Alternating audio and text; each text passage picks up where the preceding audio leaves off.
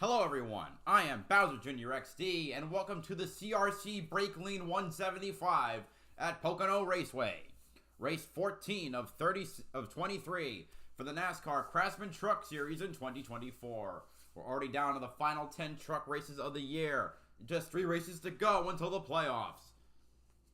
4 or 5 drivers locked in right now, with several fighting for their competitive lives.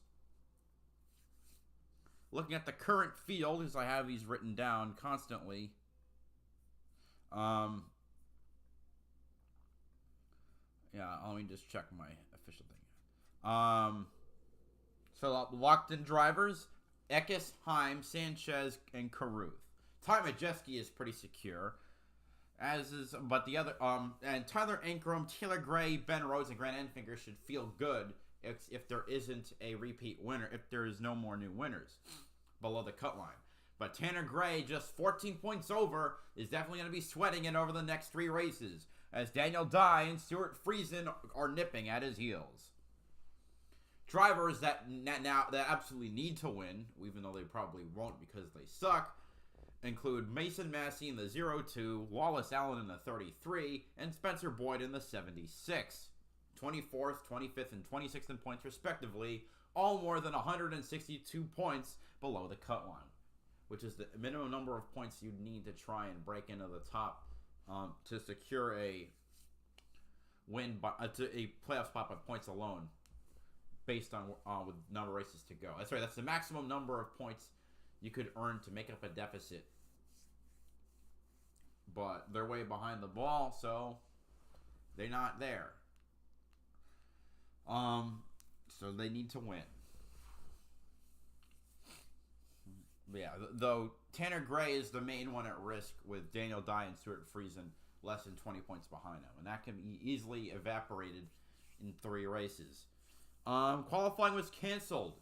Anyway, I might as well talk about the track itself. Pocono Raceway, my favorite racetrack.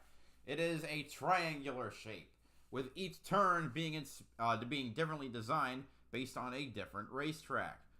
It also features the longest straightaway in NASCAR. And also extremely wide, so you could see 7, 8 wide.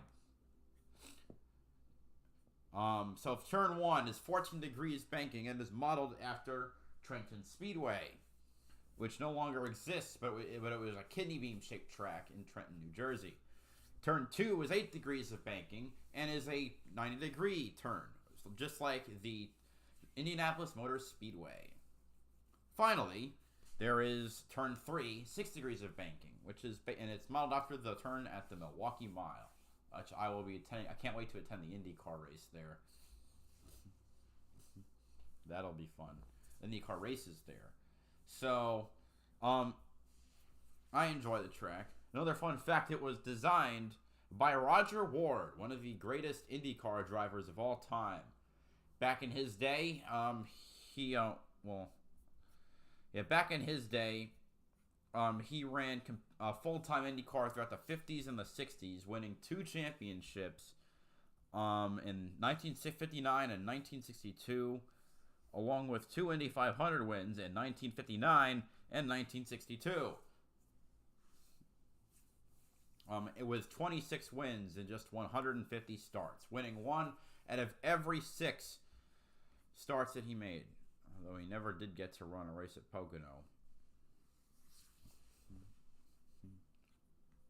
Looking at his stats, there was one race he continuously skipped every year that he could, Langhorne, because it was considered to be the most dangerous raceway in America, being a perfect circle with basically no guard, with way insufficient walls. One wrong move and you're gone and dead. I think at least more than a dozen drivers died there at Langhorne, which is also in Pennsylvania, which is where Pocono is. Pocono's in Long Pond, which is on the eastern side of Pennsylvania. Don't remember which county or congressional district, but it is my closest track. It's just about 2.5 hours from where I live.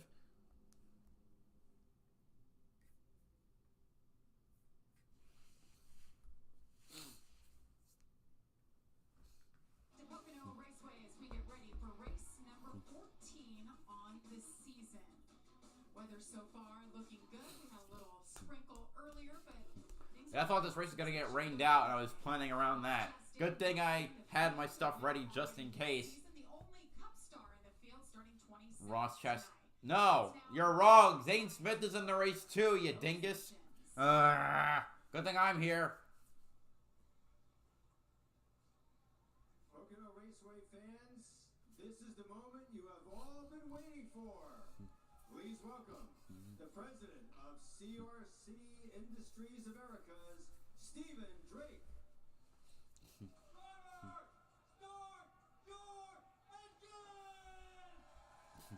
Good command and 36 trucks, a full field, ready to take to the track.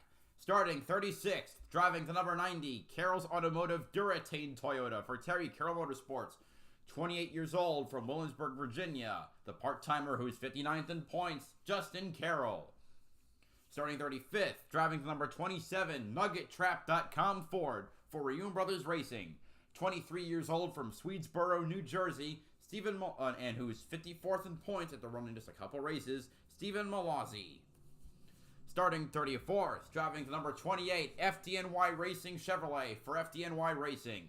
64 years old from Alexandria, Louisiana, the part-timer who is 39th in points, Brian Doza.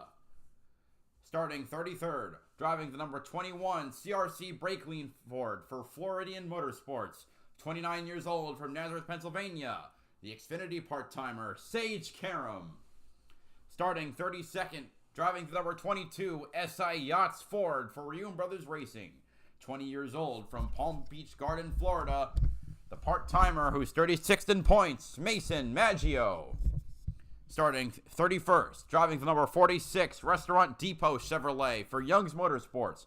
23 years old from Trinity, North Carolina.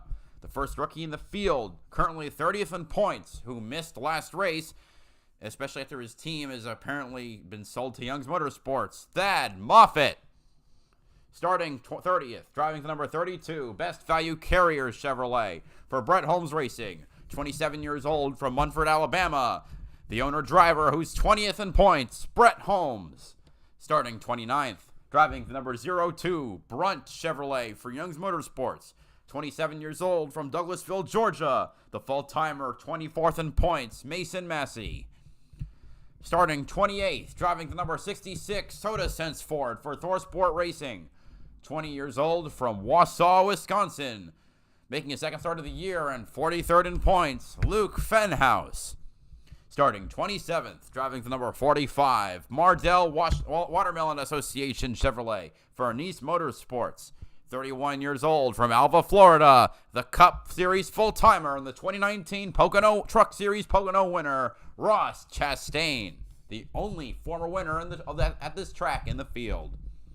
Starting 26th, driving the number 1, America's Auto Auction S-Mark Toyota for Tricon Garage. 29 years old from Wexford, Pennsylvania, the ARCA full-timer and Truck Series part-timer, 55th in points, Chris Wright. Starting 25th, driving the number 56, Coble Enterprises Toyota for Hill Motorsports. 31 years old from Port Tobacco, Maryland, the owner-driver, 21st in points, Timmy Hill. Starting 24th, driving the number 33, Otto Dockett Ford for Reun Brothers Racing. 24 years old from Van Nuys, California, the full-timer, 25th in points, Lawless Allen. And starting 23rd, driving the number 76, Erickson Manufacturing Chevrolet for Freedom Racing Enterprises. 29 years old from Creve-Coeur, Missouri, 26th in points, Spencer Boyd. Starting 22nd, driving the number 5, Thompson Pipe Group Toyota for Tricon Garage. 22 years old from Anaheim, California, he's 17th in points, Dean Thompson. Starting 21st, driving the number 91, SpeedyCash.com Chevrolet. For McAnally Hilgeman Racing, 23 years old from Huntington Beach, California. Jack Wood, he's Zane Smith. I didn't update my damn name. Hold on just one moment. 25 years old from Huntington Beach, California. Zane Smith, the second Cup star in the field. That was garbage. Jesus Christ. Starting 20th, driving the number 41, DQS Chevrolet for Nice Motorsports. 27 years old from Driftwood, Texas. He's 19th in points, Bailey Curry. And 19th, driving the number 17, starting 19th, driving the number 17, Place of Hope Toyota for Tricon Garage. 19 years old from Artesia, New Mexico, the youngest driver in the field, and 7th in points, Taylor Gray. The oldest driver was the aforementioned Brian Doza, and 34th. Starting 18th, driving the number 7, Friends of Jacqueline Foundation Chevrolet for Spire Motorsports. 25 years old from Charlotte, North Carolina, ARCA and Truck Series part-timer Connor Mosak, 31st in points. Starting 17th, driving the number 38, Infinity Communications Group Ford for Front Row Motorsports. 22 years old from Bahama, North Carolina, the highest starting rookie and 16th in points, Lane Riggs. Starting 16th, driving the number 77, Bama Buggy Chevrolet for Spire Motorsports. 24 years old from Meridian, Mississippi. He's 14th in points. It's Chase Purdy. And starting 15th, driving the number 88, Menards OSI Ford for Thor Sport Racing. 48 years old from Tulare, California. The oldest full-timer and 13th in points, Matt Craftsman. Starting 14th, driving the number 25, Rackley Roofing Chevrolet for Rackley War. 32 years old from Louisville, California, North Carolina. 18th in points, Ty Dillon. Starting 13th, driving the number 42, JF Electric Utilitra Chevrolet for Nice Motorsports. 27 years old from Lynchburg, Virginia, and 22nd in points, Matt Mills. Starting 12th, driving the number 13, Quanta Services Ford for Thor Sport Racing. 19 years old from Monroe, Georgia. He's 15th in points, lowest of the Thor Sport full-timers, Jake Garcia.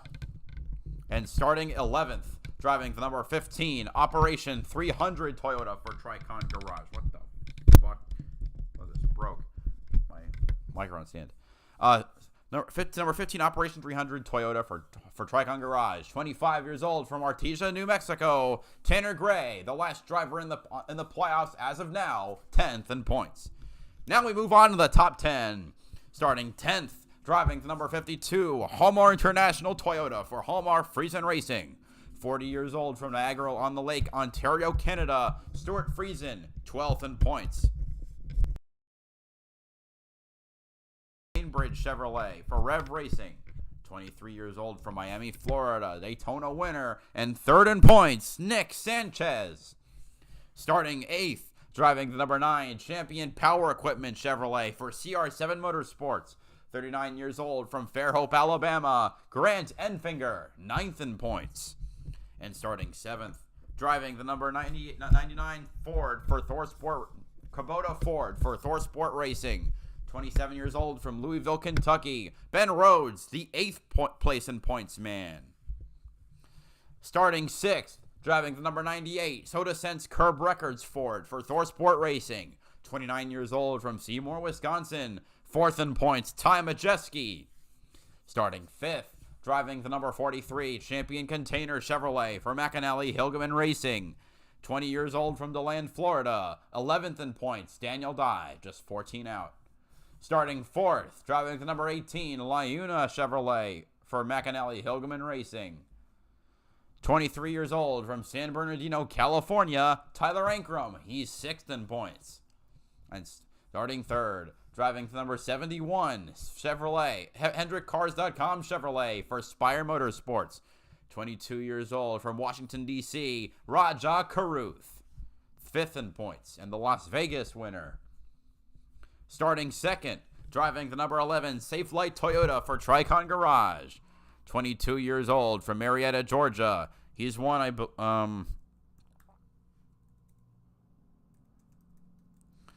22 years old. He had his birthday just last week from Marietta, Georgia. He's won at Coda, Kansas, North Wilkesboro, and Gateway, Corey Heim. And on pole, with no time set because of how qualifying had to be run, on the number 19, Napa Auto Care Chevrolet for McAnally Hilgeman Racing. 23 years old from Middletown, New York.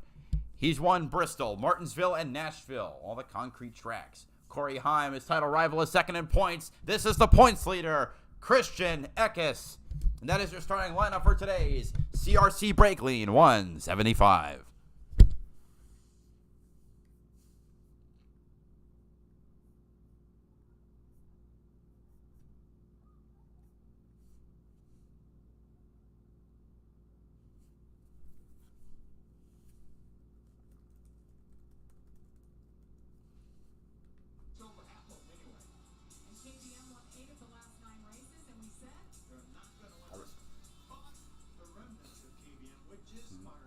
I know 14 race winners at Pocono and the Truck Series have led the most laps.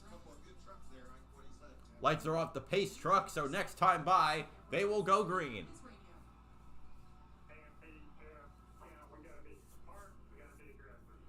Talking to Jeff Stankiewicz, Enfinger's talking to Jeff Stankiewicz, championship-winning crew chief in the Truck Series with Sheldon Creed.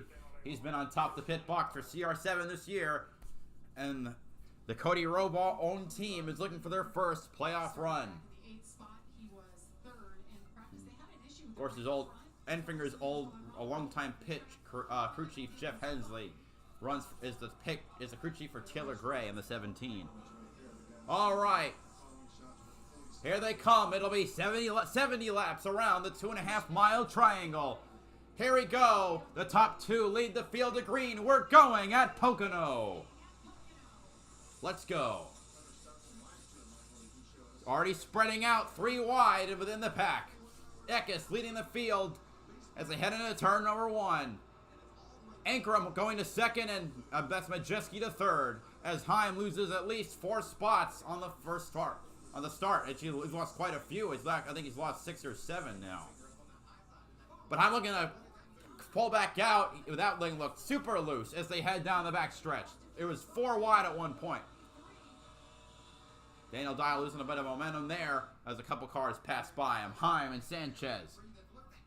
Daniel Dye trying to send it into the tunnel turn as they're still 2 wide around the pack. Corey Heim just ahead. Tanner Gray looking to make a move as they enter turn 3. Eckes already with a 4 car length lead.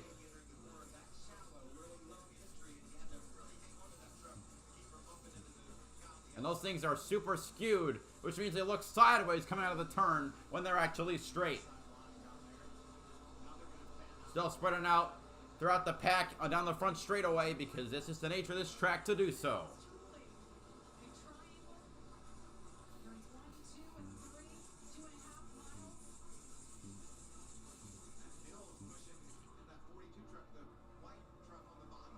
It's been 2 weeks since we've seen these dudes.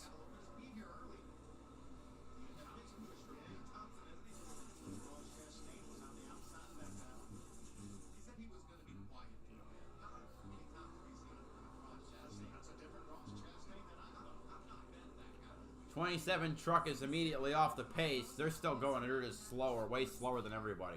Already a third of a lap behind.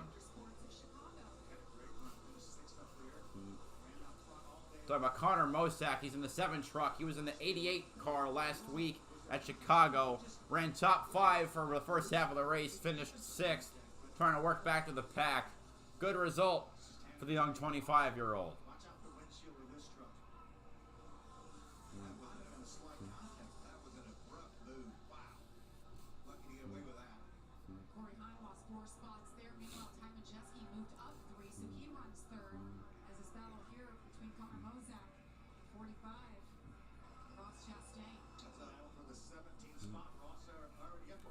Heim and Enfinger working past Majeski. They're going to third.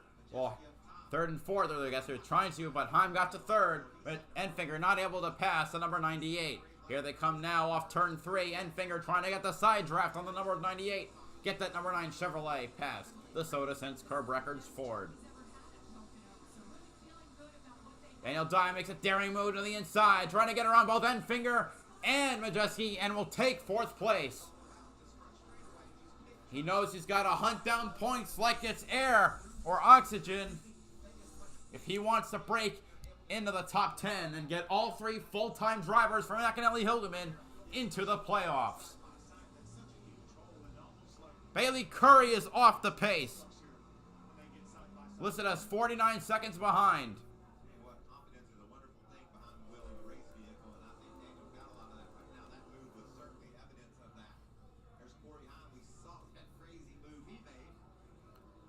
Catching up to Tyler Ankrum. He's in 2nd, so McAnally running 1st, 2nd, and 4th.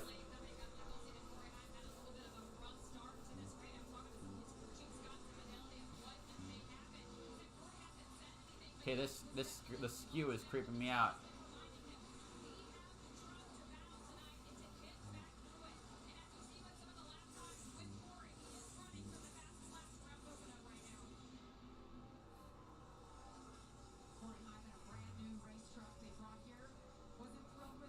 Daniel Dye had the fastest lap the last lap.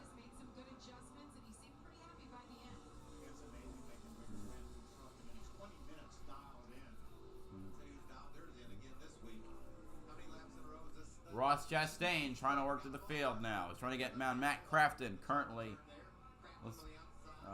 Actually, no, my thing's behind.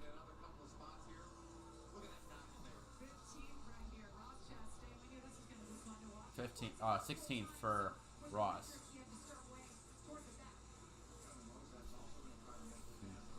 Interesting, Wallace Allen has autodocket.com. I know auto charge is for charging electric vehicles. Auto parking is like an automated parking garage. I've never heard of auto docket. It's boat storage. Automated boat storage. That's interesting. I was thinking like docking a Switch because I'm video game coded.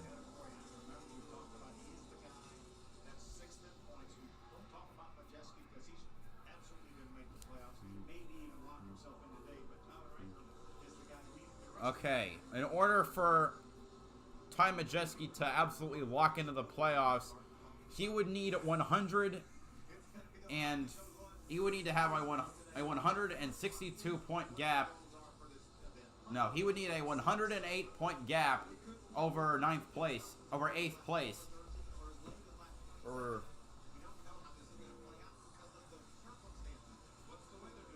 which is not going to. I mean, wait, 108 point gap over 8th place. Currently, his gap is 110, so it's definitely possible.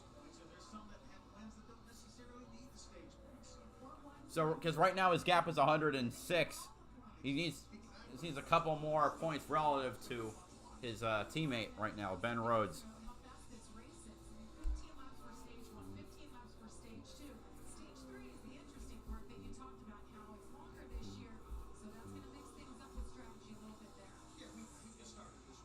Anchor doing a good job of keeping Heim behind him. I say that. Looks like Heim just got him a little loose, and he goes down. They go down the front straightaway. Looks like the 11 truck is going to get 2nd place, but Ankrum not giving it up. Spencer Boyd's already gone 2 laps down. No idea what happened. Heim gets the position clear, heading into turn 1.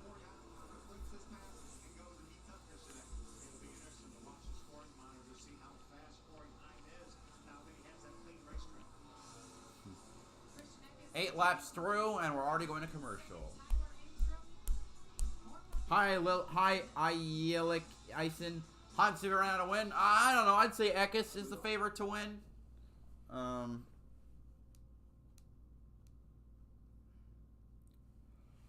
Just from a momentum standpoint.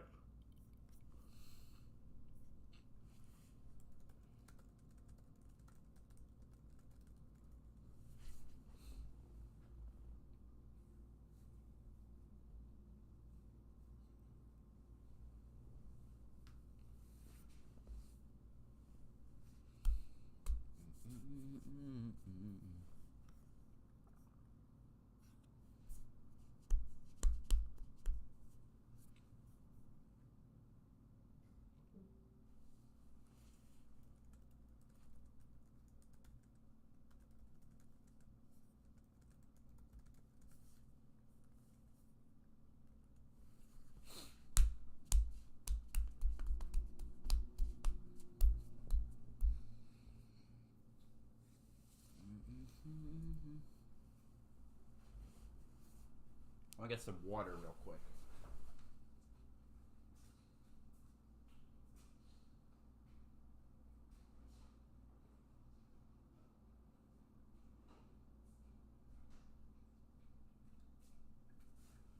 It's a good weekend for motorsports. I was at Chicago last weekend, and that was, I gotta say, I gotta compile all my clips, because that was one of the most, that might have been the best single race weekend that I've ever been a part of.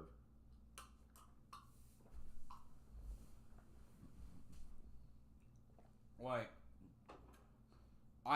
my seat was right in front of the front stretch. You could feel those cars going by. And, I mean, also, amenities were great. Like, and food was delicious. I got to see the electric car reveal, which was pretty neat. You know, obviously it's not for everyone, but as a proof of concept, I enjoyed it. I watched all 4 concerts. Okay, okay, that's a lie. I did not watch the Lauren Elena concert. My mom went to that one. I saw parts of the Black Keys and the Chainsmokers, and I watched virtually the entire set for Keith Urban. I got a couple driver autographs on my Chicago hat. And as it says, Corey Haim is now caught up to, anyway, there's my hat. But Corey Haim is closing in on Christian Eckes.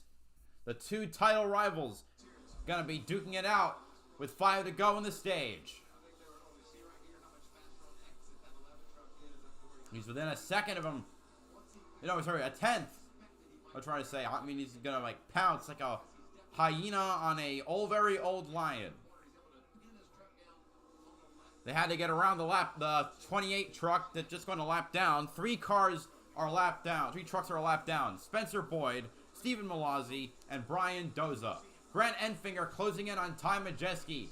Ty needs to outscore you got to make sure he can outscore Enfinger by 3. No, by 1. In order to lock in. Haim to the inside, down the backstretch. As they head toward the tunnel turn. Yep. Enfinger has led, Eckes has led the last 162 laps. Here comes Eckes back at it. As they go entering into turn 3, Eckes will retake the lead. And he almost had contact there. Sending it into turn 3. Looks like Haim's going to power around to take the lead as they head down the front stretch. Eckes is on the driver's market. The rumor is indicating that he might go to Front Row Motorsports next year in the Cup Series. Him or Sam Mayer or Zane Smith are the current front runners for their 3rd car. 2 of the cars next year will be driven by Noah Gregson and Todd Gilliland. So, very interesting to see how that ends up.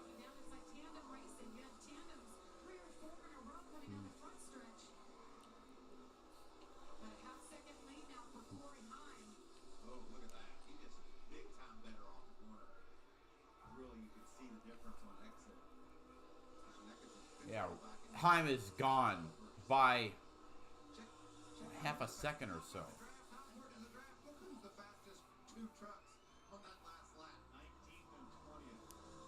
It's the bad fact that Haim and Eckes were battling. And that looks like he might have a run on his teammate. Is he going to make a run to the inside or stay high? Or just stay like a good boy behind him? He's going to go a little high.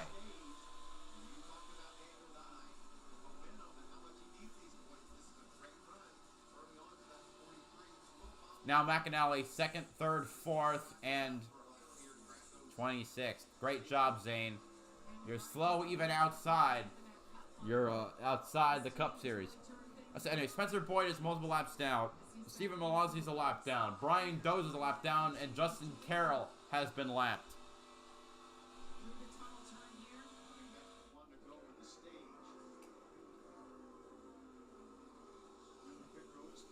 Finishing this lap, we'll have completed 20% of the race. Pocono Trucks goes by quickly. Last lap of the stage.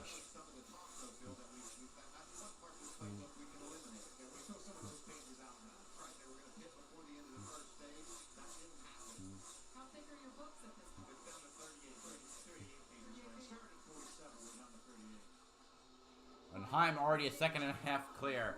Major updates will be needed for the opponents if they want to have a chance of denying Haim his 5th win of the year.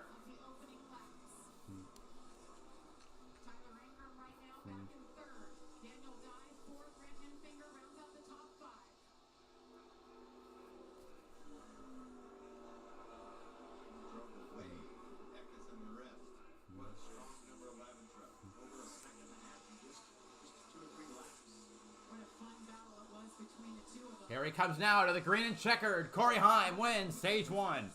Eckes 2nd, Ankrum 3rd, Dye 4th, Enfinger 5th, Majeski 6th, Sanchez 7th, Taylor Gray at 8th, Stuart Friesen in 9th, and Tanner Gray in 10th. Tanner Gray loses 6 points to the cut line. It is now +8 to Daniel Dye.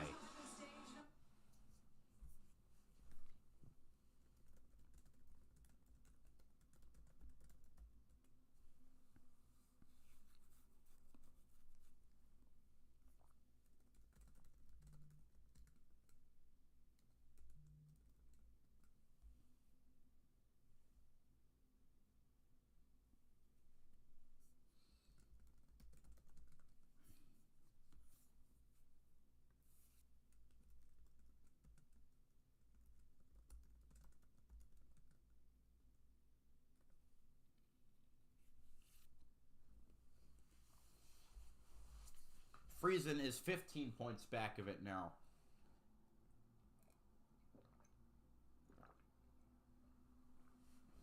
But Tanner Gray better be hoping either he has a good vehicles for IRP and Richmond, or we better have some good short track vehicles.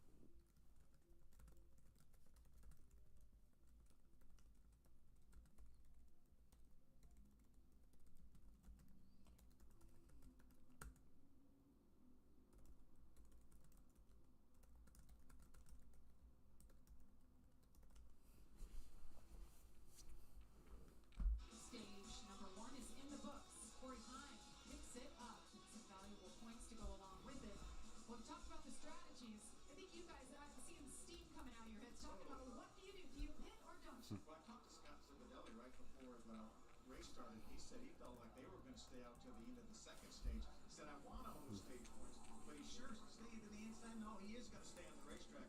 I think we get back outside the top 10, and I think, yeah, why not come in and make something happen? You see, Nick Sanchez is going to be the lead truck. He comes in and just about going to bring the rest of the field with him. Astro, how are you, my man? Tired, I bet. Pick myself back up. All right. All right, pit stop's going off after the conclusion of stage 1.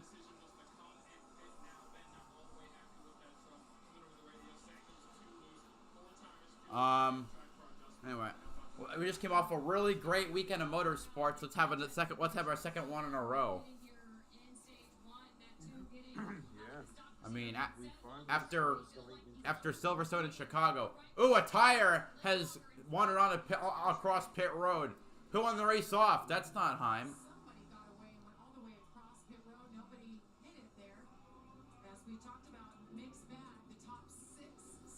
Oh, some drivers stayed out. Okay. So it's a mixture of strategies. I think it's 50-50 on the pit stops. Like 50 went in, 50 stayed out. I'm interested to see how the strategies. Yeah, that tire is rolling.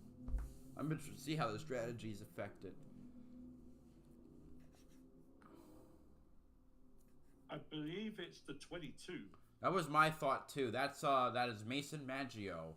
Normally he'd be driving for Floridian Motorsports, but this time they got Sage Karam. I think it is Maggio's tire because He has stayed at the pit a little bit longer than other drivers. Fair.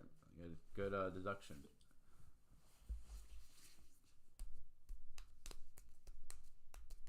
Plus, it looked like it came from his box section. So it could be the 22, or it could have been from. It can't be from the car behind. Who knows? The UK is getting a bit feisty and festive. Well, is that after the Labour landslide? No, the UK, England versus Spain this Sunday. I'll just say that it was both of those. Oh, my apologies. Yeah. I Also, Lewis Hamilton finally getting his 104th win. First win since my first Formula One race, which was Saudi Arabia 2021. First one I ever watched. 1,000 days without a win. Almost, yeah. Crazy. And the same day, Bowman breaks his 800-plus day streak. Pato O'Ward broke his on-track win streak, winless streak. So, good days for breaking streaks.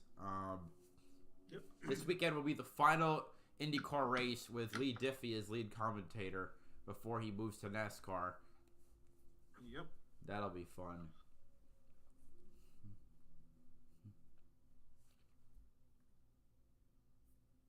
Well, this is going to be an interesting racing world, basically. Oh, and also, I don't know if you saw, but F1 is making a movie. Well, I've heard about it. I thought the trailer was terrible, personally. From Brad Pitt. It didn't. I mean, you know what the car looks freaking weird. I don't know, something about the view that just doesn't look right. Like the Apex GP car.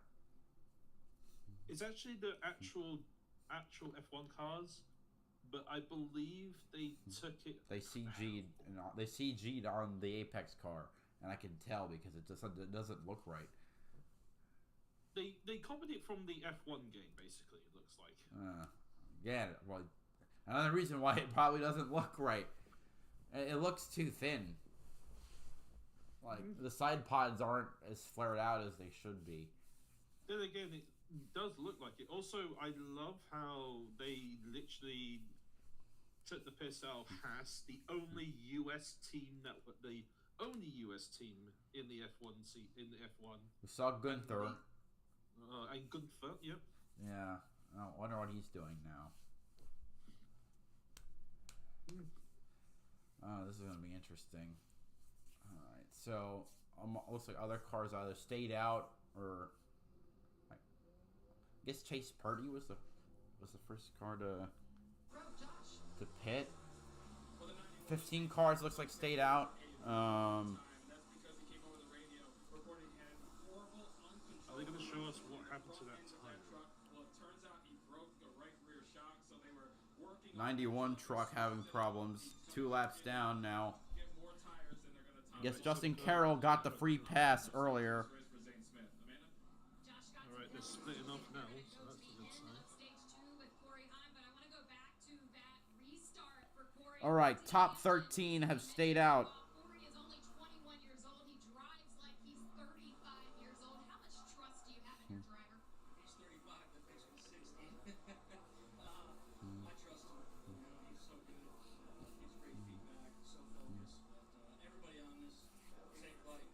Here we go. All right. Oh, they broke. Oh, the 91 broke shot. Damn. Yep. No,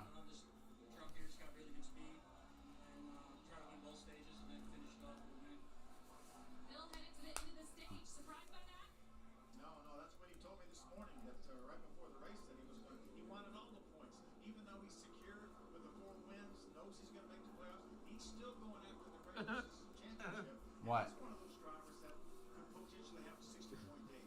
The 20 he's like a 20-year-old, 21-year-old driving like a 35-year-old. And basically, well, he's 22 now, but yeah. His birthday was actually a week ago today. Oh, Thank. All right, here we go. Time to start stage 2 at Pocono. attract people everyone hates online. All right, let's see. Are they going to spread out? Yes, they are. See Matt Craftsman making moves in the mid pack.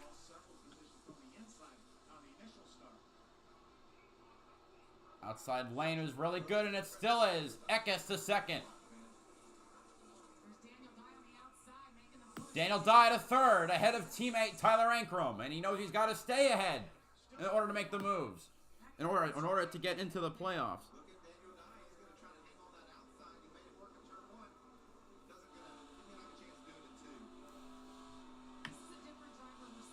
19 looks a little loose coming out of turn 2.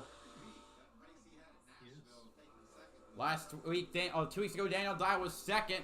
Now looking to get another second, or even a win. God forbid if something happened to the number 11.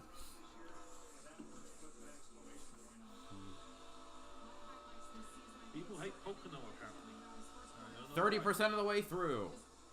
You can see them snaking around the track like they're at Indianapolis, trying to break the draft of somebody smoking. Oh, it's Sage Karam. Something leaking out the back of the truck. It's the Floridian Motorsports truck. Well, that is, yeah, that's fluid. Or a tire going down the left rear, as was pointed out by Phil Parsons. Here's Grant Enfinger on Tyler Ankrum. This is his first time in a truck, but looks like he's got himself some issues. Enfinger looking to solidify his position. He's just over 30 points to the good, or actually no, it might be in a worse situation actually, because of as Tanner Gray's margin shrinks down, so does Enfinger's margin, because he's still behind Daniel Dye. Who's the 21 again? Sage Karam.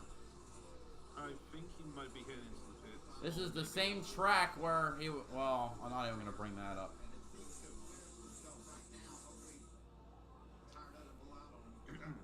But I do have to admit though, is it true that people actually see this track, Pocono, the worst track to drive in a video game? No idea. Oh, actually, I am horrendous at Pocono in NASCAR Heat Ultimate. Besides road courses, it's probably my worst track. I mean, I don't even play the game that much, but I'm really bad at it. Taylor Gray trying to get around Stuart Friesen, otherwise he'll lose another point to him. As again, Tanner Gray is trying to hold on to a spot in the playoffs, especially because if he doesn't make it, he's going to get overshadowed by his younger brother. He gets passed by Matt Mills, who had a horrendous start to the year, and right behind it is Ross Chastain, the only Cup driver on the lead lap right now.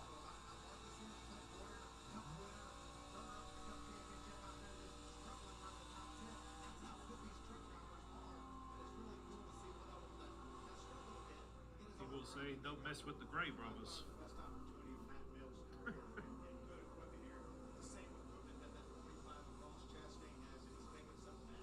Full-time for Nice Motorsports, everything was new to him. A quiet, humble young man.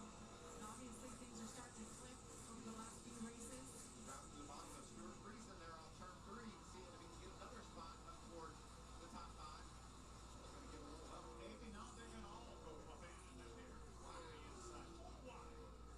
Wow, Ross Chastain listening at Tanner Gray and Matt Mills trying to work on Friesen as well. Is he going to get it? I think he will. Ooh, they're going to be side by side off the turn.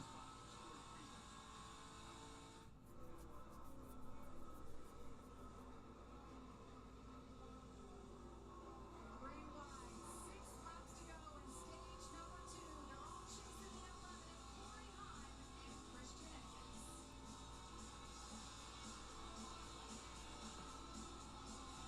What is fearless like? Well, it looks like the top 4 have just broken away from the pack. The NASCAR Craftsman Truck Series.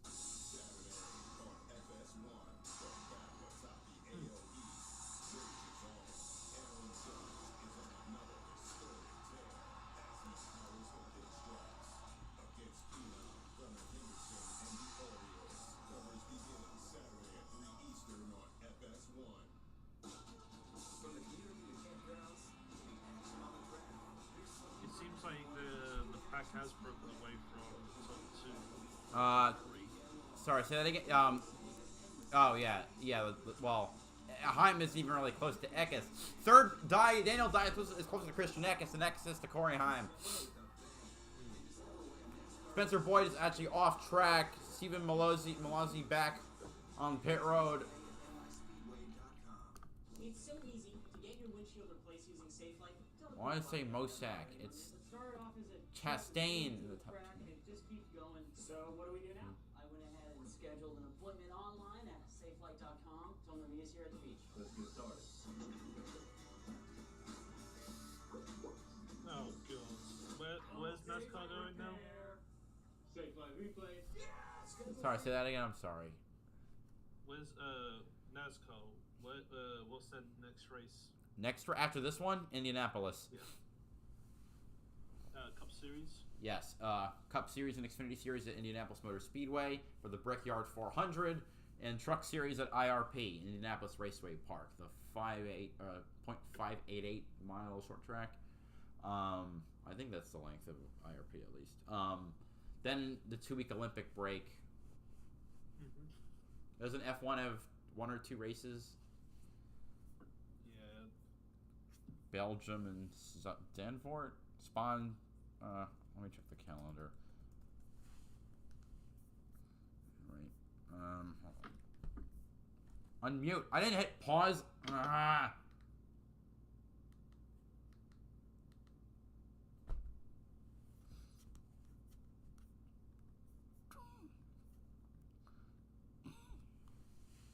Oh, Taylor Graham pit road. So maybe this is pit strategy. Only 3 to go on the stage.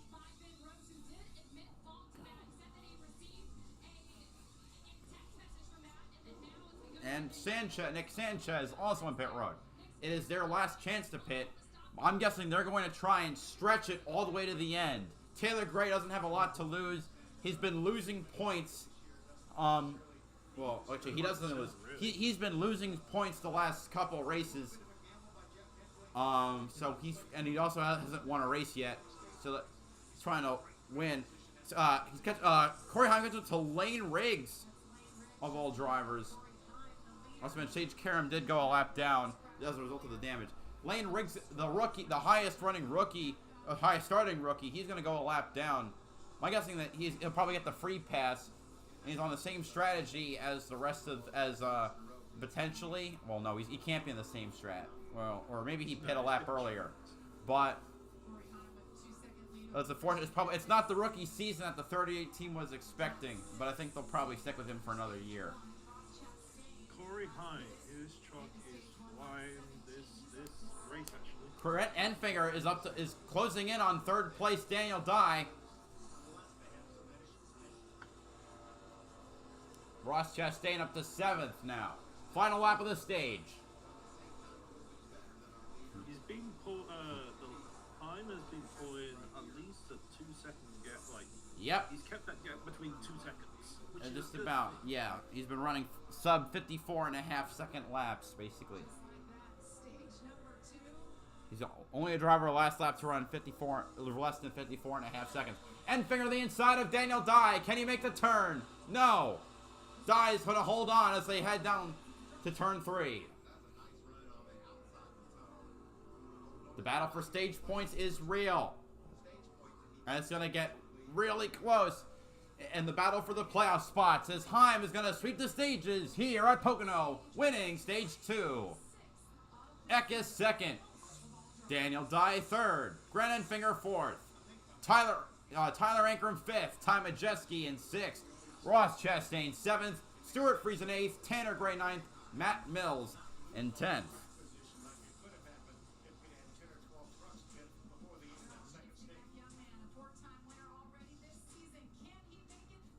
Just imagine they added F1 rules where you can only make 3 moves.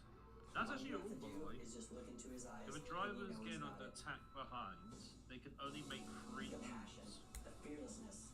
There's no doubt he's doing exactly what he's meant to be doing. At Ram, our calling is to build trucks. Also, at the So same we can time, find your car. F1 has a very interesting. Now, during the Ram Make This the Summer Well, event, I get know if this is interesting fact to say, but apparently there's the perfect race weekend. It has not been achieved for a long time. Sorry, I had to turn off the commercial. See what you're saying? That's fine.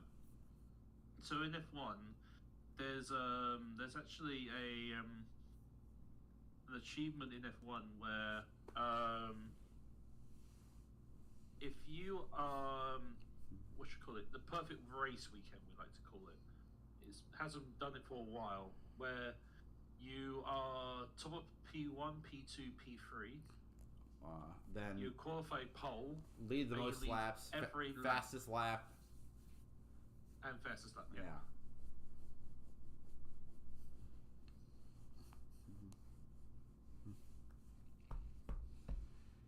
I mean, 2 weeks ago, Christian Eckes led every lap, which has only happened 6 times prior in a truck race. That was mighty impressive.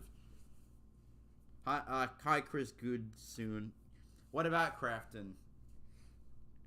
I don't know. You're just saying Crafton.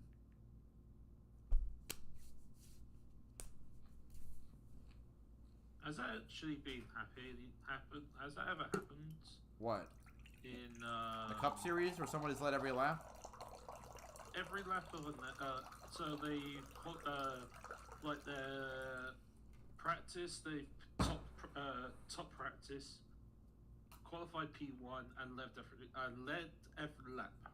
Well, in the Cup Series, it's only happened 3 times. I gotta check when the first time was.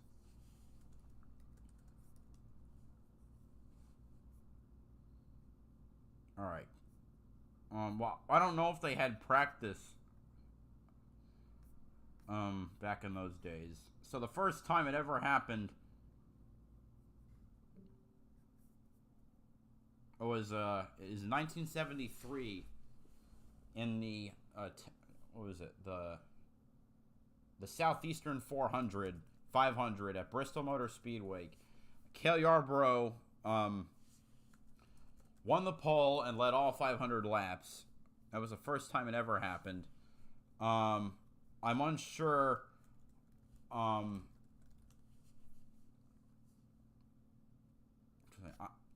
unsure if I mean, I don't know. Was there even practice at that point? I mean, sorry. Was practice even recorded in that point? Yeah, there's no practice results from back. But started to pole, led every lap. 5 years later, he led all 420 laps at Nashville, and I believe race was called the Coors 420, or maybe the Pepsi 420. I'd have to check. That was a sponsorship. At least at the time when Nashville stopped holding races. Okay, it was the Music City USA 420. The last time it happened was in 2000, and Yarborough did win pole for that. Or no, he did not. He started second. The pole sitter was one-time winner Lenny Pond, who won the first ever race for Harry Renier. The last time it ever happened was in 2000, and the ThatLook.com at New Hampshire Motor Speedway in September of 2000, where all the cars had restrictor plates on. Bobby Labonte started on pole, but it was Jeff Burton who led all 300 laps, and the cars sounded really weird. Oh wait, what? That looks bad. And when I say bad, I mean that it looks a little very dark in the distance at Pocono. In terms of weather, that might be problematic. We did finish stage 2, so we do have an official race. Are they waiting to see if the weather gets worse for the people who didn't pit? They have access to weather. They have access to weather data. All right, cars are pitting. Lane Riggs gets the free pass. Now a bunch of cars are going to cycle to the front as a result. So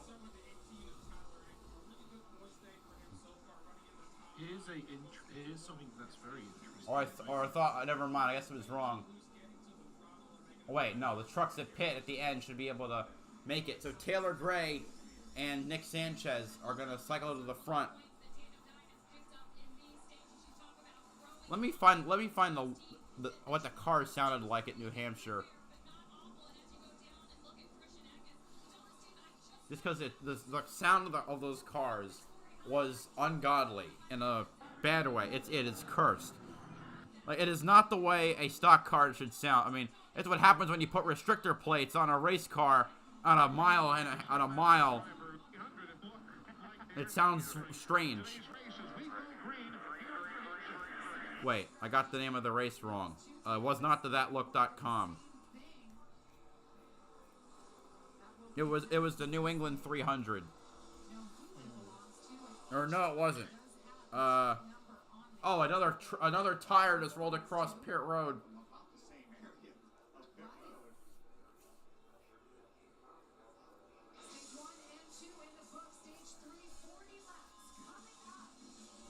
Okay. Oh, I see who it was. Who was it? It was I know who it was now. What number? Can't see it properly. What's the driver name? It's whoever stayed back, who came out the pit last, is the one. Well, I don't know who that was. I didn't see it. Okay, it was the Duraloop. But I did. The race. I didn't see like. Sorry. Oh, sorry. No, you go. I saw where the tire rolled out, which pit box, but I couldn't see the actual Okay. Anyway, the race that I was thinking of was the Duraloop 300 at New Hampshire. These ungodly sounding cars.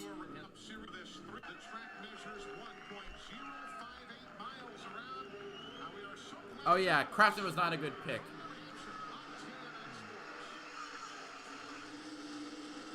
It just sounds weird and cursed.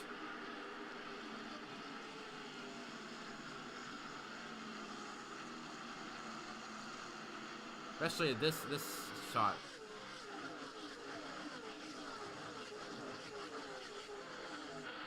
What it leads to is a guy leading all 300 laps under.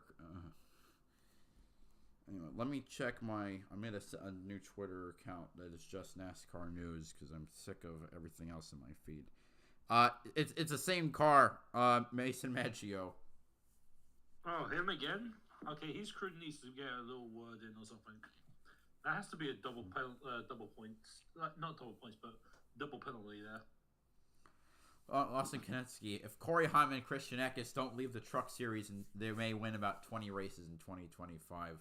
Pretty much, it's like at this point, it's like putting Ollie Behrman and who else?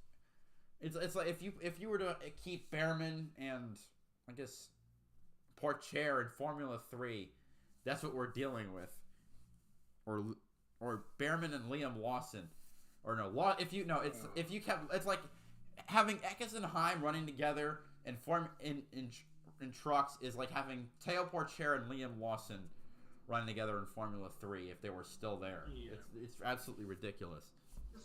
Aim hungry, ready to play. It's time, baby. Go get your check right here, man. Who's it gonna be? What a battle for the lead. You gotta make sure you survive. No pressure to keep the leader here. You want more good car. Every lap that goes by, the intensity just ratchets up.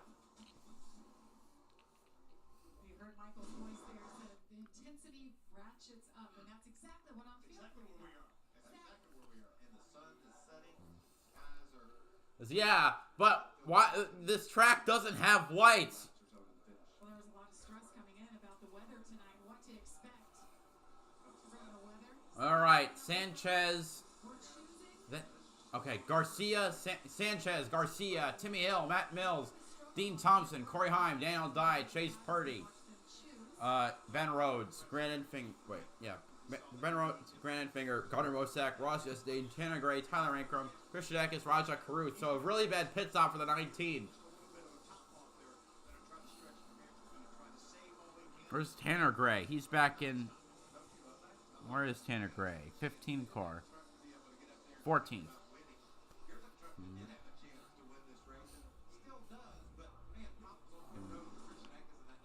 What happened here?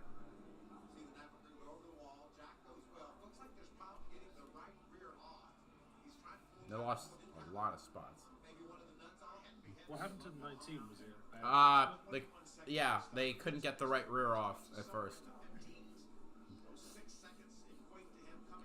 It's like the 88. They did again. Let's listen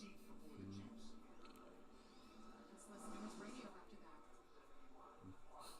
Yeah, that's not good. You might want to just go to Plan B here. Get ready for your flag stop on 38.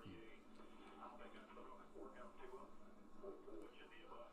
So I guess most of the field will probably have to make one more green flag pit stop. Unless they try to stretch it like mad.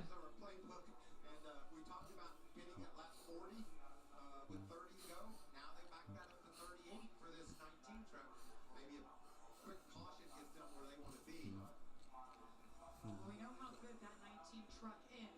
Yeah, there's that. There it is, right there. Look, turn the pages, look. Look, and it's color-coded, too. And look, he's going to rip a couple pages out. That one's not any good See anymore. all those graphs? I'd like to see that, because on the cup side, you don't see it. He's showing us his playbook.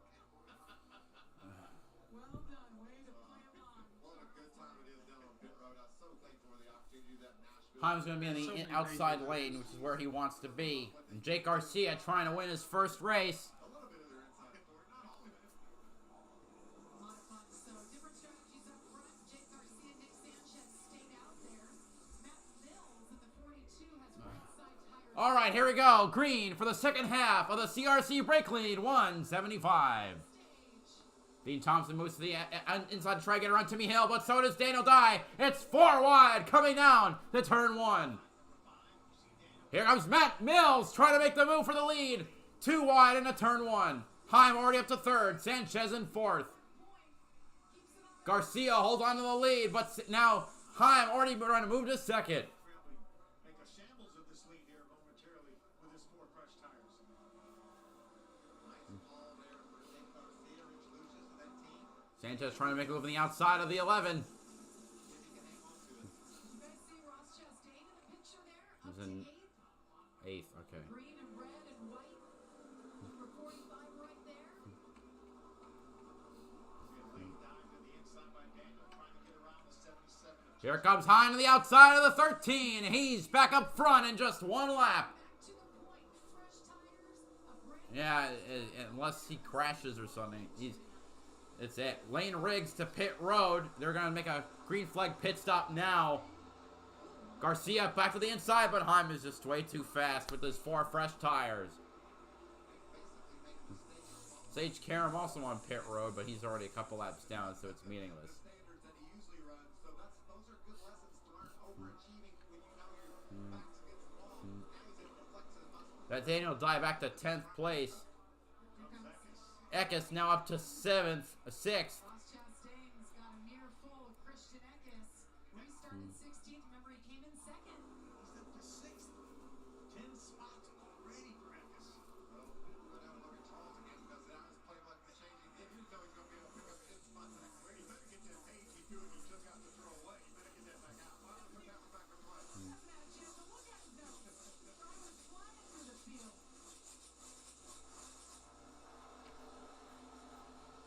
Dean Thompson up in the top 10. Sanchez continuing to try and get around Jake Garcia. Sanchez looking for Able to kind of hold it a little better than the last lap.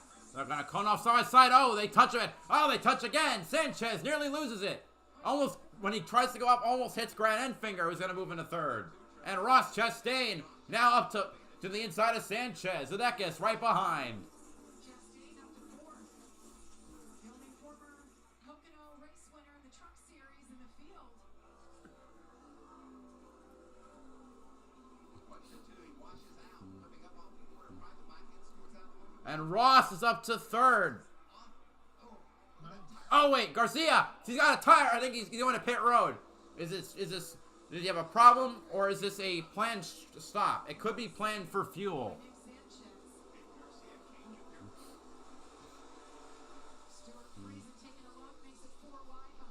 Looks planned. My guess is planned. I'm guessing the plan here is just trying to figure out what to do right now. They're going Also, at the same time, great save by, I believe that was the 2, right? Yes, it was a 2. That was a beautiful save. So now Ross Chastain up to second, though he's not faster than Corey Heim. Long pit stop just to make sure that thing is packed with fuel. Oh no, I am, well now, never mind. They have a problem on the left side. They got it unjacked now, but he's only going to go a lap down. That's going to spoil it completely. Calling off a pit road. Is he going to beat the leader? No. Lap down. That struggles on the left side of that truck. Even though they got enough fuel, it's going to be curtains for the number 13's chance to win.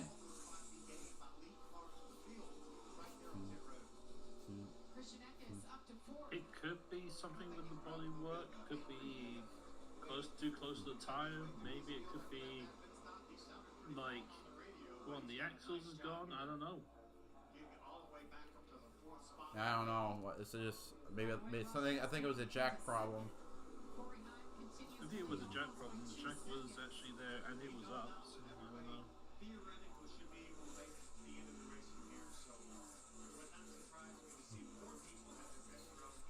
You do know he actually is a great body block right now for Corey Heim. Yeah, it's looking pretty good. He's got now a back marker between him and Christian. No, it's not Chastain, and no, it's not a back marker. It's the truck who pit from second place for strategy and completely screwed the pit stop. Well, you do know if he's got that, if his truck's that quick and kept Christian behind. Chastain. And Chastain, oh, keep saying sorry. Chastain behind, apologies. Then he could be, this could be interesting. Mm-hmm. We talk about Matt Craft and them topping off. Jared Chris telling me that they were going to try to make it all the way this morning. Well, he's only 2 laps more fuel than everybody else, so there could be a... So 28 trucks still on the lead lap. This is not a track where you'd get lapped. Sanchez on pit road for his final stop.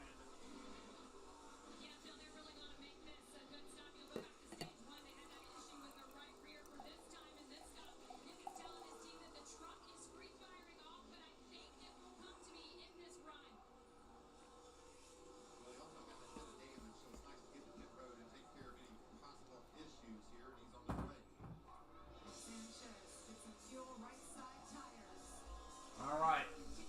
Under commercial, I'm gonna go fill up my water pitcher.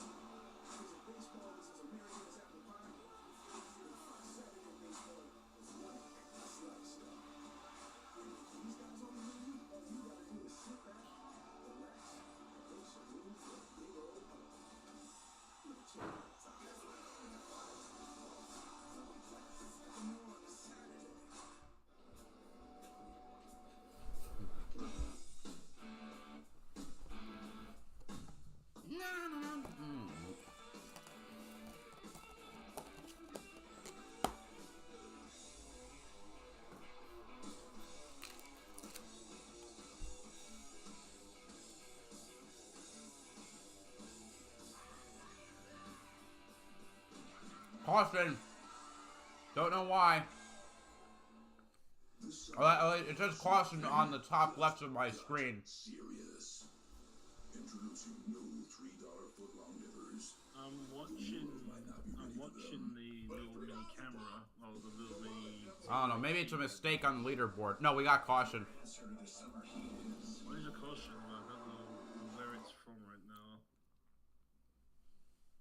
It's Caruth. Raja Caruth spins. No damage to the truck. But caution is out. Well, that gives who's the lucky dog for this one?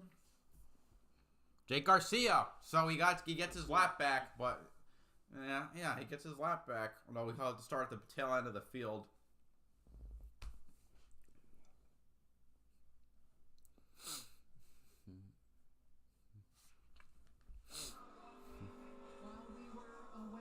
Oh, he lost in the corner. Yep. I just saw the actual spin. So I believe he lost. The 71 just lost in the corner. I don't know if he got love tapped that like made him spin, or did he lose it on his own? I'm not sure.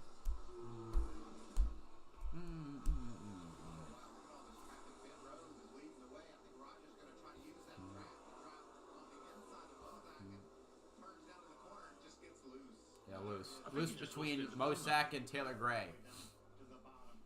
Tried to get to the bottom, wasn't able to do it. Does a nice job of minimizing any damage. They were battling inside the top Oh, for ninth, but there was a contest somewhere. No, he got loose. what could be the gas, Bill? Oh, okay. He's on the brakes. That's how you save one. You got to use all the tools you have. Brake, gas, clutch, whatever it takes. Nice job there. I'm just gonna see it now. Now this opens up a lot of possibilities. Let's take a look from the 15 to Chandler Gray. There's that 3 wide we were talking about. Oh, yeah. As he tried to get down to the corner, looked like the 71. He went 3 wide before he goes in the corner. Yeah. Avoiding that. But this opens up the possibilities here. We know everybody can make it here if they stop. From here if they stop. But with these caution laps there, everyone's saving fuel. If the drivers don't come to pit road now, that means they're going to try to go the rest of the way. Because it would not do them any good to stay on the racetrack and pit late. I want to wish a happy birthday to Mr. Henry. Happy birthday to cars.com on the side of that truck. Appreciate all he's done for this sport. Happy birthday, bud. So it's the men on Brandon Fingers Radio.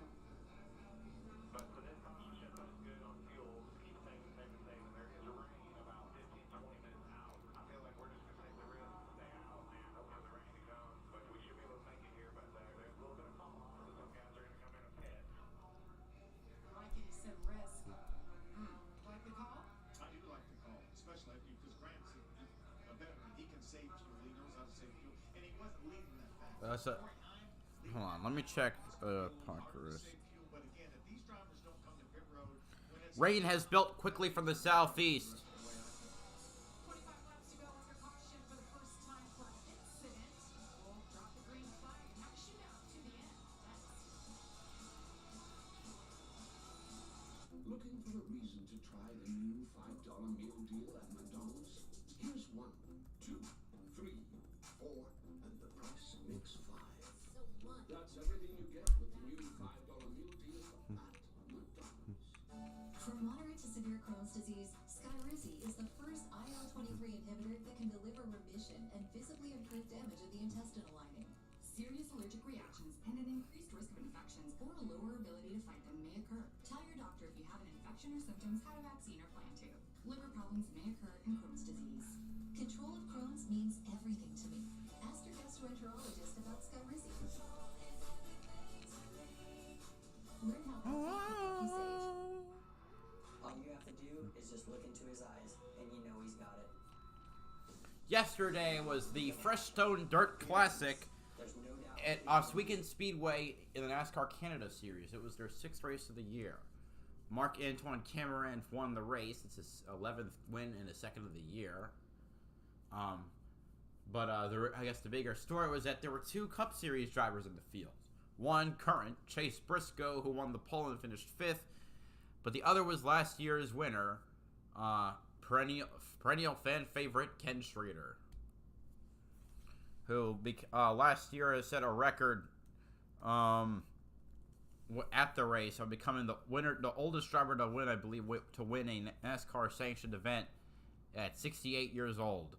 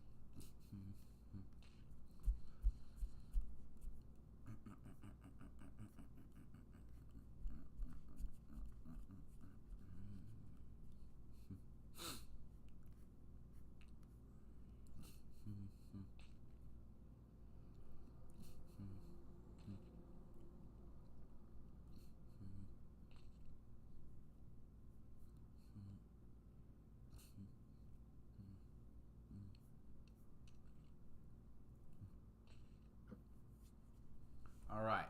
Of our crew chiefs been talking about the work they've had cut out for him tonight, Josh. Daniel Dye pit, which I find a not so smart maneuver.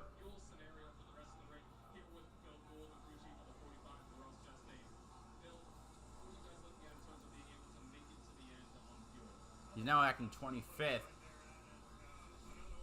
That they might have thrown away all their points, the points that they've gained. I'll be right back for a second. Oh, 1 moment.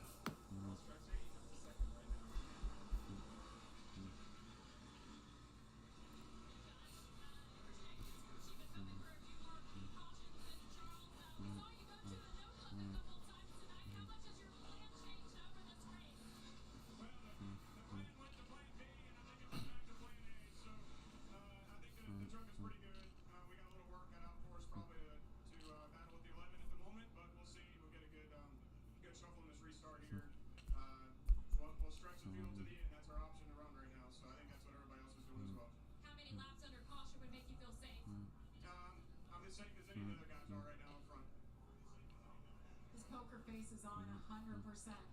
You know, you love that. He said he went from A to B back to A. That's because of how fast Christian Eckes was able to race through the field. He passed 10 trucks in 2 laps, and that put him right back on page A, if you will.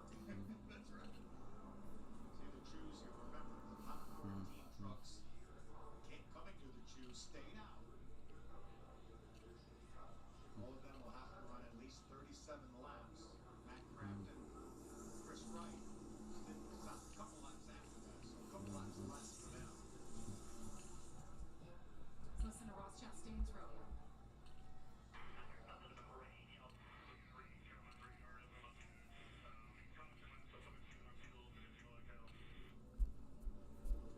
That's what he wants to hear. That's what he wants to hear. He's here for the wins. That's all Ross Chastain's looking for. He wants a smash of watermelon on the racetrack like he did at Darlington. So Corey Heim has been the dominant force tonight. He's led 32 laps, one stage one, one stage two. Christian Eckes had that pit stop got him shoved back in the mix. All right, here we go. Last start of the race, potentially, unless rain breaks the party. We're green again at Pocono. Enfinger trying to stay even with Heim and try and take the lead. On the outside for Corey Heim. They start to fan out 4 wide as they head into turn 1. Ooh, Nine looking a little squirrely with Matt Mills behind, and Heim will easily take the lead. Enfinger back to second. Thanks, Mills. You screwed up that plan. We already saw examples of how easy it is to get out of shape if you're down on the bottom. And if you pit, you got to start making moves fast. And watch that 19 truck. 14th in line. Michael, you talked about how fast he drove up there through the pack. Let's see what he's got now that he's gotten himself just a few behind the dominant truck tonight. Battle among teammates, Taylor Gray, the 17th 3 Tricon trucks running in the ass end of the top 10. line coming in here. Taylor Gray up to 8th now, ahead of Dean Thompson. Tanner Gray's in 10th, with Stuart Friesen right behind him. There's a snake down the front straightaway. There's your playoff bubble. We see right there the action we have going on. How tight it is among those 3 drivers, 4 drivers even. You see Daniel Lott, we talked about all the stage points. You see bad pit stop on this last pit stop for Daniel. Well, not necessarily bad, just not many trucks pit. Following his teammate, Tyler Ankrum. Whoa! Got to make him move around Timmy Hill there.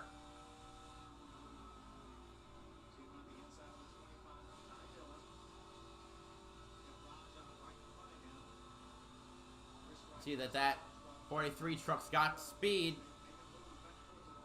Every position is a point. Don't forget that.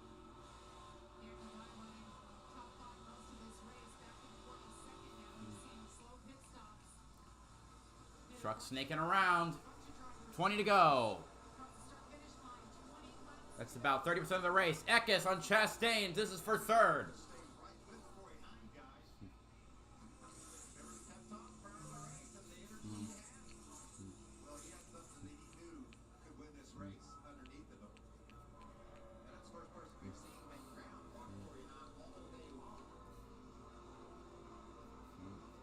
Ooh, Enfinger staying within like 3/10. Still. 3/10 of a second behind our leader. 4/10. Watch Chastain from the 27th starting position. This racetrack is so fun to watch because of all the grooves and all the moves. And now Heim's starting to slip away. Christian Eckes, a bad pit stop, but he's right up inside that top five. Matt Mills, another great run for the 42 truck. Tanner right back to 15th. He just had a slip up. That's how Friesen gained quite a bit.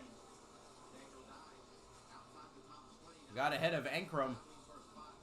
He's up to 19th.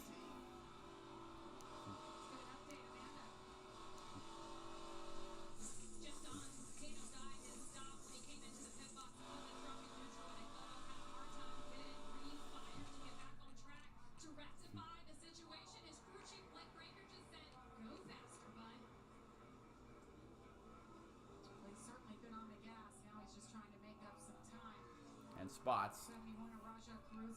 He's in 20th right now.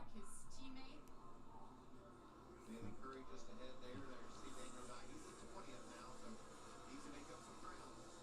There's Caruth and Curry up ahead.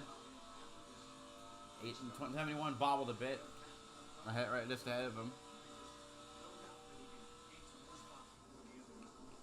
Ty Majeski passed by Matt Mills to enter the top 5 again. He's running in position to get into the top to lock himself in on points.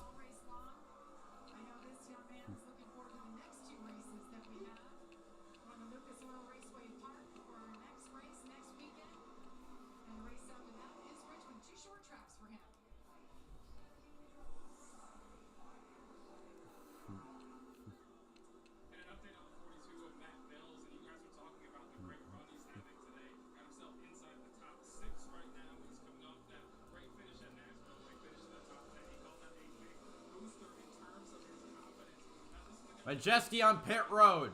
Probably pitting for fuel.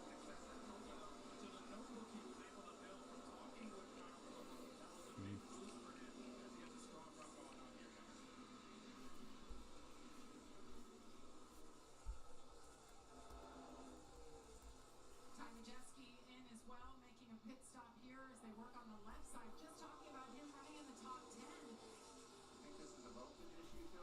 Yeah, sometimes where they go to work on the battery right there. That's what that has. Oh, that's the way. That's not fuel. That's No lost power. Well, I guess I was wrong about another pit stop. But second, suffice to say, Majeski will not be locking in to the playoffs. When we talked at the top of the show, he had a nice cushion over that front line. This is obviously going to hurt some, but he's still going to easily make the playoffs. I was thinking we were going to easily lock him in today with what we were saying, but not so fast. Just that quickly, everything changed.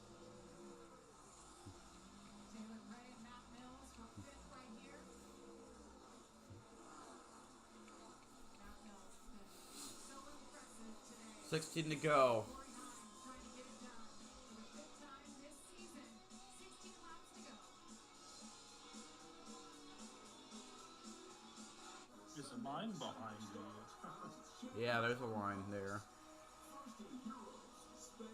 Ty Gray did a nasty pass. That looked beautiful. Taylor Gray.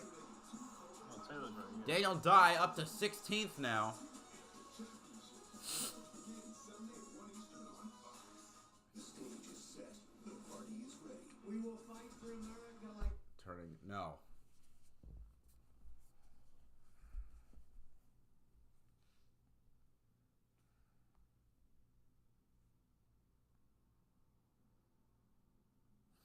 Enfinger told he's way better wrapping the bottom now and that he's gaining on leader Corey Heim. The Delta, however, does not quite reflect that. He's able to get back on throttle in the tunnel. That's where he beats us. So Grant is faster in turn 1, but Heim is faster overall in the lap.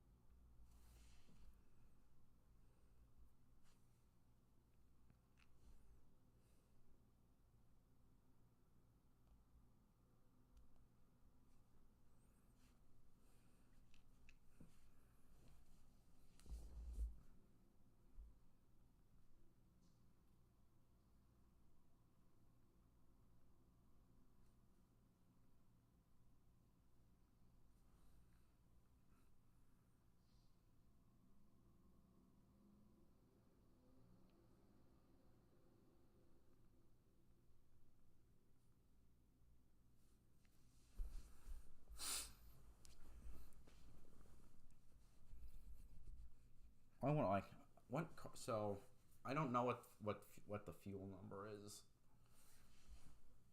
The NASCAR Craftsman Truck Series CRC Brakleen 175. This is the battle for the lead. Corey Heim continues, but Grant Finger hard charge behind him. Oh yeah, Enfinger is he's catching up again. Chastain catching up to Christian Eckes, 5.5 seconds behind.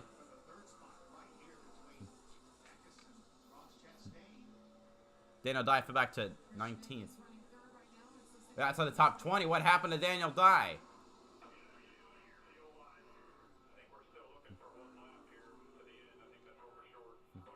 Eckes short 1 lap.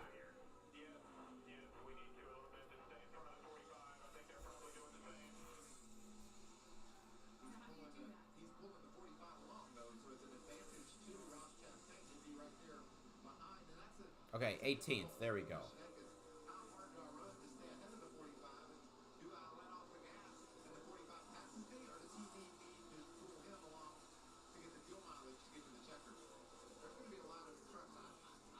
Where's Ben Rhodes? He's been non-existent. 14th.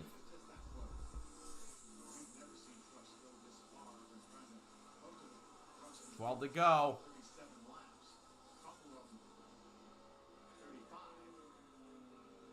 Based on the reports, you'd think the weather is about 12 to 15 minutes out. Some say even less than that. So, but those are the Pocono Mountains, Jane. They never know when that stuff's going to sweep in. Or when it's raining in turn 2 and you're just fine and sunny on the other end. This is the minute of the night right here.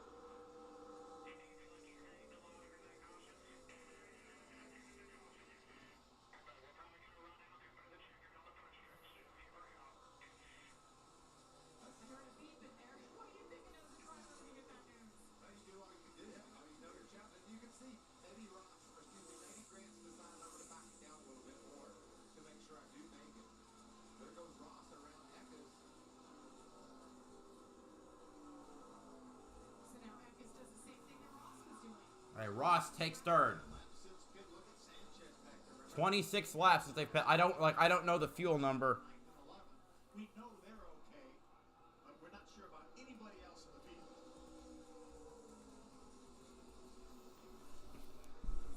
At least the trucks that are running up in the top 13. And the big question is Corey Heim, and you guys mentioned it, when you're the one leading, you don't have Yeah, Corey Heim. trying to save, Well, trying to lift a little bit. maybe that's why Enfinger hasn't been able to get away. Saving 3 laps at Pocono. That's I don't know if he's been in fuel save mode.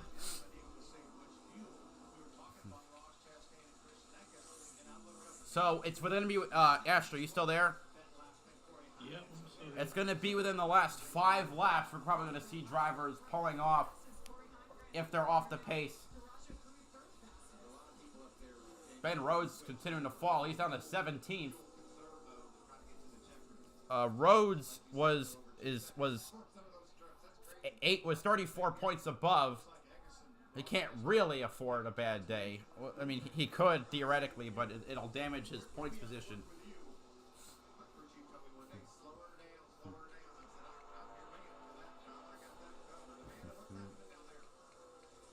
9 to go. Sanchez leads among cars that can make it on fuel. That for sure. He's in 9th place, 16 seconds behind the leader.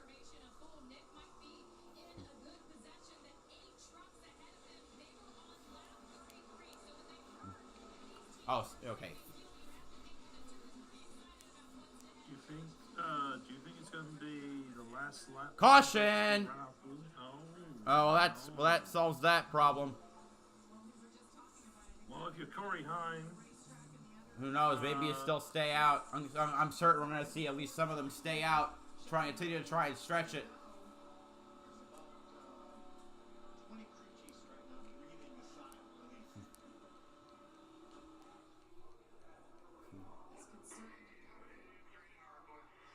Wait, I'm hearing it's raining. Well, really? Weather?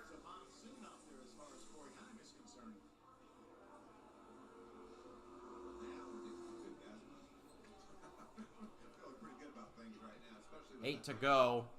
Been a challenge all day long. We knew that there's a possibility by just a couple. Well, yeah, that is definitely rain.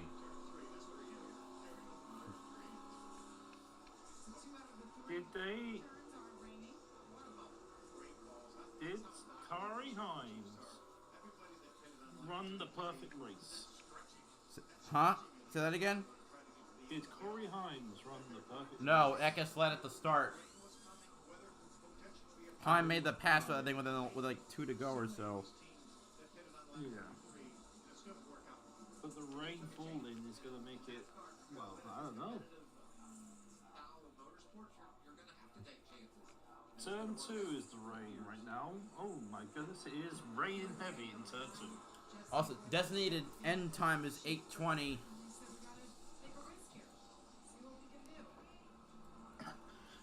I would say this. If NASCAR says, bring the cars in and red flag this race, I will feel disappointed.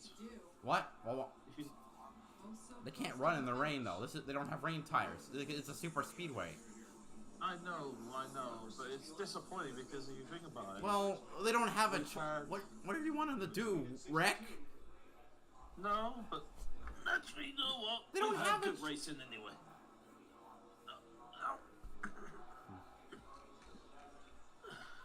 They should pull down pit road. Oh, gotta judge how bad the rain is.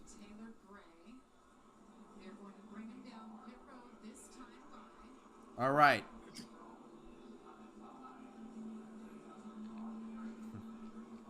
It's like, oh, so close yet also so far. Such a giant racetrack, it takes a while to dry it too. Once that rain falls as hard as it looked like it was coming down in turn 2 and 3. Yeah, so much asphalt to get dry. 2.5 miles. See, the red flag has been displayed as they All right. pit road. Just short of 90%. Come down to their pit stop. Just short, or maybe it'll count as 90%. Depends if Heim crosses the start finish. What an entertaining event, though, with all the... It has to be over 90%, right? Huh? It has to be over 90%, right? Well, 60. Well, it just depends on whether this lap gets completed or not. Certainly led up to all I thought this event would be. If not, if the lap, I mean, because this would be 63 of 70. That would be exactly 90%. If we go green, I guess officially 62 laps completed, not the 63rd, unless we go back to green, unless back to yellow.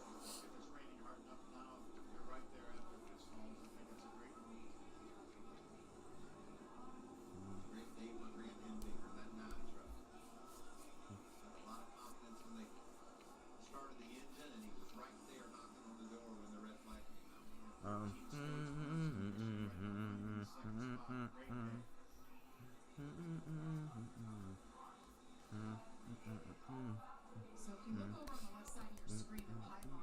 Next, we switched to timed race. Timed race at 1 hour, 8 minutes, 33 seconds to go. What are we looking at? What does this mean? NASCAR told these teams earlier in the day that they're going to go till 8:20. Are you just staying in that pit stalls right now? Yeah. Street race at Chicago last week. Yep. They will not run this race past 8:20. When the clock turns 8:20, say we have a long delay, we get back on the racetrack. We're not quite to the advertised distance of laps. So Jet Dryer's coming out. They're going to try to get this race restarted. Leader would go around one more time, then he would get. I'm gonna get my food out, so I can. What should I do? I'll keep the ground beef for tomorrow. I'll take my other ground beef. I mean, if it keeps raining and we lose, the track NASCAR can make the call when they see they can't get the race restarted by 8:20. So that's how long we're going to run too. That doesn't mean we won't have to call it earlier because the track being wet and not being able to get back in time. So the teams applaud this because they can plan around it. They know that it's coming at some point, and that's what was implemented here. Yeah, if it rains hard and we lose the racetrack, we know we cannot drive this 2.5-mile facility in an hour. So NASCAR will have no choice but to go ahead and call this race. Let's hear from the crew chief of the 9, Jeff Stankiewicz. Josh. Well, yeah, and for this 9 team, they were really stretching it on fuel. So with this break right now due to weather, what is the mindset of the team now? Yeah, we hope it goes back great. We don't want to go second, right? But with this caution, we we feel comfortable we can make it to the end here. If we don't, if it goes back green, you're gonna have some guys that are in the back are probably gonna put the tires on. Probably have some guys that stay out. I think we're probably gonna look at staying out, clean air. It's just so hard to pass. You look at guys. Well, I got my food already. I got some penne out. I got my ground beef crumble. I'll get my sauce later. Our truck gets better on older tires, so we feel pretty good. He's a little better than us in a ton of turn, and we're better than him in turn one, I feel like. But Grant's confident because he can race pretty hard to go back. And when you talk about that confidence going into the day, Grant was saying this is one of the best trucks he's had all season long. We're seeing that confidence out there on the track. Feels like it's bleeding over throughout the entire team at this point. Yeah, everybody's been working hard. We've been just slowly making our trucks better. You know, we started off with a mix of different trucks in the shop, and we're starting to get everything honed in to having the same stuff and bringing the same trucks. And everybody's doing good at the shop. I want to thank, Jerry Painter and all his guys does a great job for us on the bodies. McAnally helps us a lot. GM, everybody's been helping and supporting us. And yeah, we're getting better every week, and I feel like we're really close to winning a race. And better just go our way, and we can execute a weekend right. Good luck the rest of the way. This 9 team wants to go back racing, Jamie. Well, I don't blame them. They had a good piece. Grant talked about it earlier today in practice, said it's the best truck he's had at Pocono, had a big smile on his face, really happy with the direction they're going. Yeah, we saw him stay right with Corey Haim. If he lost any ground, he's certainly in a fuel conservation mode as well, even though running consistently fast laps. So I would love to see this race go back green and see. And it's going to be a mixed bag, as Jeff said. There's going to be some people that come and get 4 times. All right. Those guys outside the top 10 try to make something happen there. We still have 28 trucks on the lead lap, so you'll give up a lot of track position unless you bring a lot of your friends with you down pit road. You don't have any friends out there. Not even your teammates are your friends. Let's hear from the leaders, crew chief Amanda. Well, Scott, we heard your driver say it's raining really hard in turn 2. You'll have to tell us how exaggerated that was. But as we switch from, we have the time on the scoreboard now as well as laps to go. How does your strategy adjust at this point? We're going for the win. We're not coming back. So whatever happens, happens. If they call it, we'll be good with that. If we go back racing, we'll rack them back up, see if we can win it straight up. The truck's been really good today. Corey's done a great job.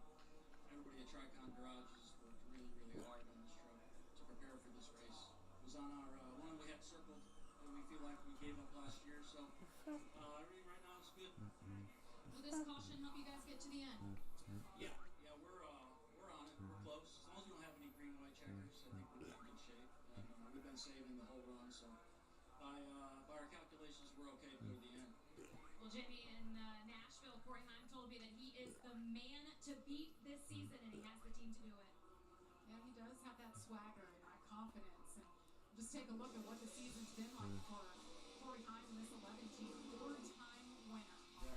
Yeah, I'm Corey at the top of the race, but there's a winner of Coda earlier in the year. And just at times he's just so much faster than the rest of the field. That's why he keeps pointing at his watch, because his times are better than everyone else. That was the mile and a half in Kansas. This is No, to like get to do what get to talk and do whatever really at this point, isn't it? After the Yeah. caution comes out. Yeah, we can do what we can do whatever. 50 grand there. Trying to get it done here tonight. Came so close last year. Of all people, it was Kyle Busch, who he drove for in the past and spent time with. And Kyle has been really good to Corey Haim. Well, I got you here. You're the F1 dude. Yeah, and I talked to Scott earlier. So I like to look at iceberg charts. And a while back, I found a really comprehensive Formula 1 one. Only problem is it was in Portuguese. Obviously, I know you don't speak Portuguese, but I figured if I looked through each one, you could probably tell me about them. Okay. All right. So hold on. 1, 2, 3, 4, 5, 6, 7. There are 8 tiers. Which tier should I start at? Just give me a tier to start. Which one? I'm sorry, I'm not paying attention. Sorry. There are 8 tiers. Each one gets more obscure. Which one should I start at for you? I don't know. Sorry. All right, I'll just go with this tier 1. So these are the easiest ones. 2021 Abu Dhabi Grand Prix.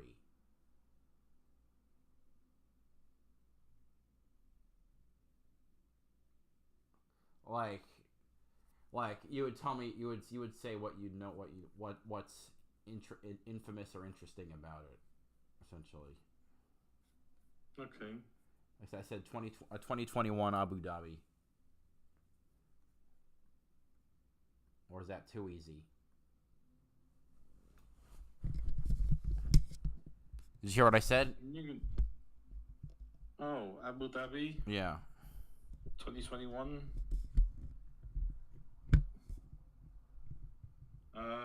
What about it? Well, the idea is with an iceberg, you would say like what the interesting thing about it, or why it's well known, or what it was. Well, 2021 was probably the one racing series that. Oh.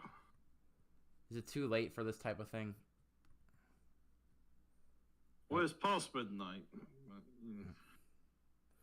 Well, it was an okay championship race, but then Latifi. it was probably a worst decision. Everyone, well, I don't know if you call it the worst decision, but it was quite a bad decision at the end. But sometimes the how can I put this? The problem was with that race is that engines refired, very light drizzle. Oh boy. All right. You know, they sacrificed legitimacy for entertainment. Not just that, but they kind of like said, "Oh yeah, backmarkers don't have to do anything. Like backmarkers stay where they are," and then they just changed. They changed the rules. Yeah. Oh, this could get very dicey. Refiring the engines, they're gonna go green with a very light drizzle. Oh boy. That's gonna be a lot of spins. Probably a crash. We got 8 laps. We got 20 miles to go. So here, I guess while we're waiting for the race to restart, still here's another one. 1994 San Marino Grand Prix. Don't know much about that race. Senna's death. Oh. And sad. Yes. Capping off three injuries / deaths in one weekend with Barrichello on Friday and then Ratzenberger on Saturday. Here now you're talking about bad decisions. 2021 Belgian Grand Prix.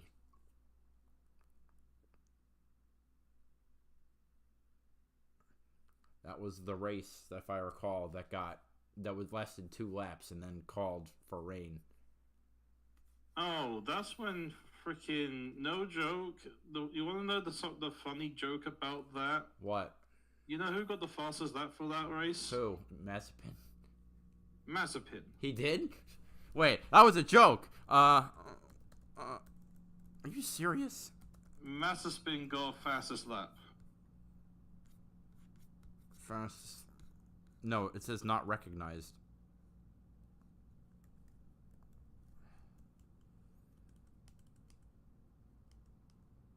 No, there is no fastest lap. It says none recognized.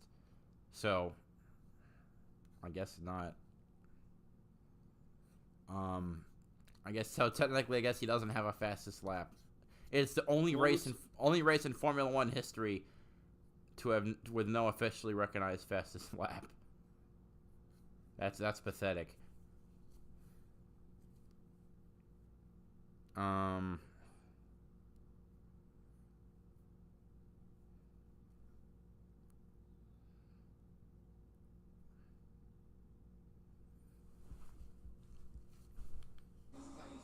All right, let's see what else we got time for. A couple more. 1991 Brazilian Grand Prix.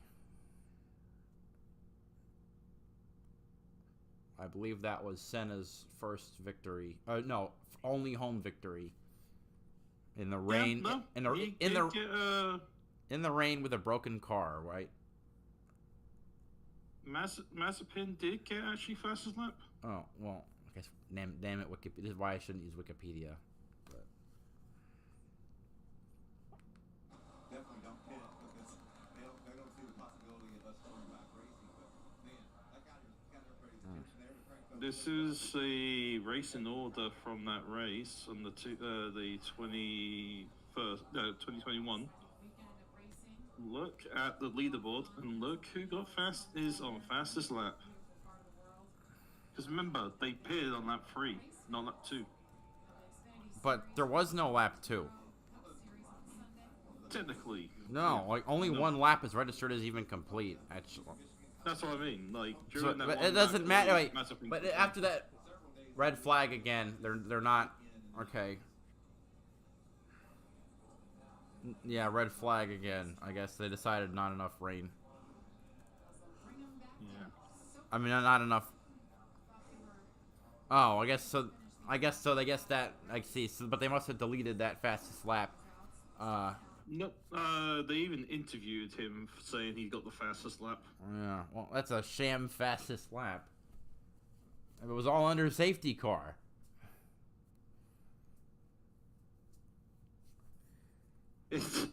I'm gonna look at a different thing. I said another one I saw was Senna's victory in Brazil. Yep. Like I said, right? It was raining and he had a broken car. Right? I don't remember what was broken on it though. Transmission.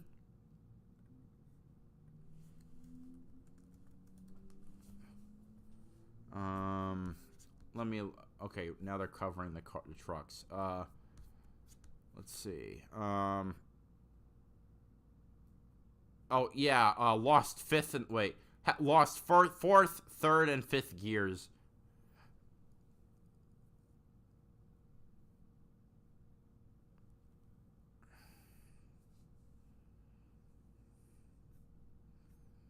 On Goodyear tires. Wait, what are the P tires? Oh, they had Goodyears and Pirellis at that time.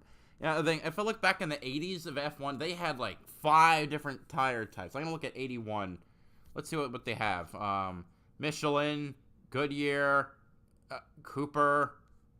What's it called? A. Oh, I don't know why it was called A. Pirelli. Could have sworn there was more. They also had the gazillion engine and that's before I go into like the 90s. They had a gazillion engine manufacturers. Like I'm gonna look at 1998 Formula One. What do we got? Mechachrome, Ferrari, Playlife, which is Mercedes, Mugen Honda, Peugeot, Petronas, Arrows. They made their own engines, and Ford. That's 9 different engines. Anyway, with the I don't want to. Why did I hit the channel button?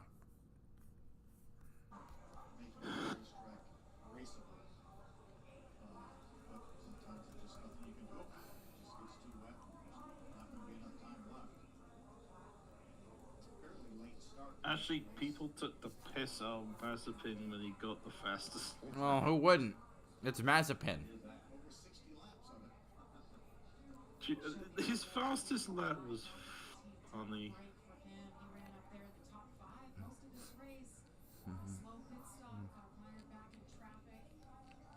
That's when those stage points become oh so important and critical, Jamie. We're able to say, well, at least we walked out of there with 6 points, even though we stumbled at the end. The engine died on Daniel when he was on pit road, and that caused them to have a 20-some second pit stop, and that put them in the back. There goes Daniel. Yeah, for sure, top 10. I mean, you mentioned Race has got to. They're gonna probably. So, I just looked. It was redacted at the end. Yeah. NASCAR's letting drivers getting out of the trucks, but officials say they haven't lost the track yet. 55 minutes. The last lap they did not count.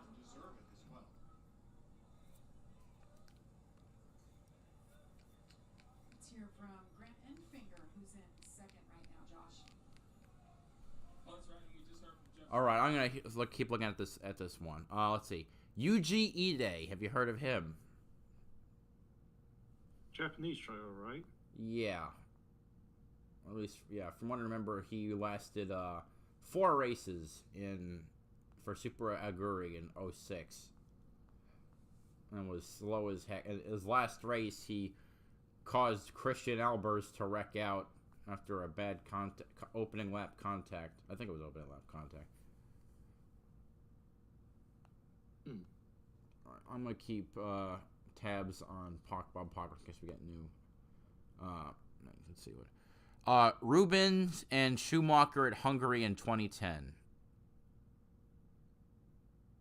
It was an okay race. I think I've seen the clip. It's let me find the clip, but I believe it's Schumacher nearly ran Barrichello into the wall. Here we go. Oh, that was. Oh, no. I know that there was an actual scandal as well. I mean, it's a pretty in Formula One. It's just a bad move. Let's see. Luca Badoer at Ferrari. That I just thought. When but for the context of those who, I mean, again, talking about Formula One during a NASCAR red flag. The context for that one is, it was Barrichello. No, Barrichello. Felipe Massa was out for most of the second half of the year due to an injury, and so they needed a replacement. So they had Luca Badoer, who was like 40-something years old, drive, and he was so bad in 2 races that he got punted in place of Giancarlo Fisichella, who in the race before he got the Ferrari job had gotten the first pole for Force India and finished second to Kimi Räikkönen. Jet dryers are out. All right, what else we got? 2007 European Grand Prix. If I recall, that was the race where it monsooned and everyone started hydroplaning.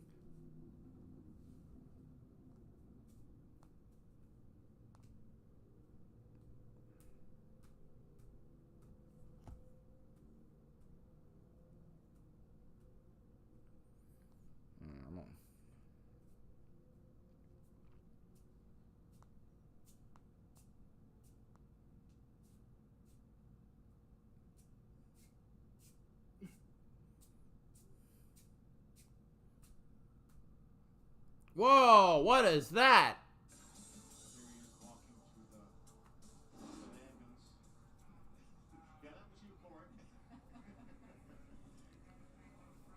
Oh, is that from I don't even know. Knoxville? No, here. Wait, Knoxville? I don't know. It's like it was a truck on its side. That's what happens when I'm half paying attention. Weird.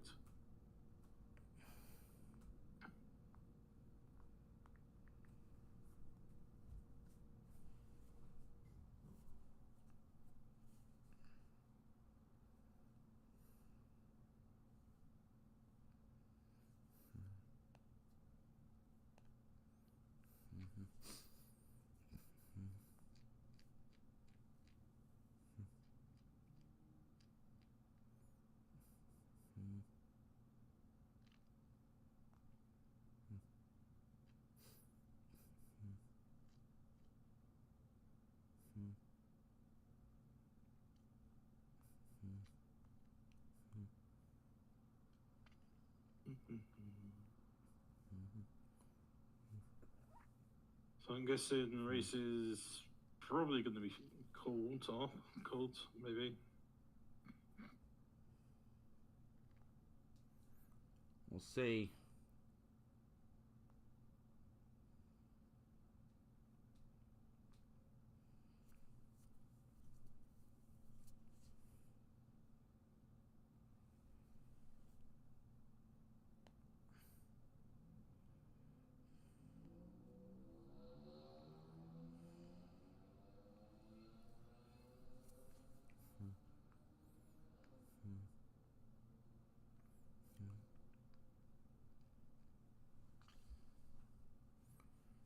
So I mentioned at the start, Eckes has won 3 races: Bristol, Martinsville, and Nashville. Himes won 4, which were Coda, Texas, or was it? Yeah, Coda, Texas, North Wilkesboro, and Gateway. I think those were the 4. Going for a 5th. Who's that he's talking to? Is that Taylor Gray with the mustache? I mean, it almost looked like it was Brett Moffitt. Alright, I'm gonna have to pop off, unfortunately, because It's late. Yeah. Yeah. I mean, yeah, it's 12:30 for you. Yeah. So, yeah, you have a good one, dude. Thanks for sticking around. Alright. No worries. See ya, guys. That's all right, man. See ya. See ya.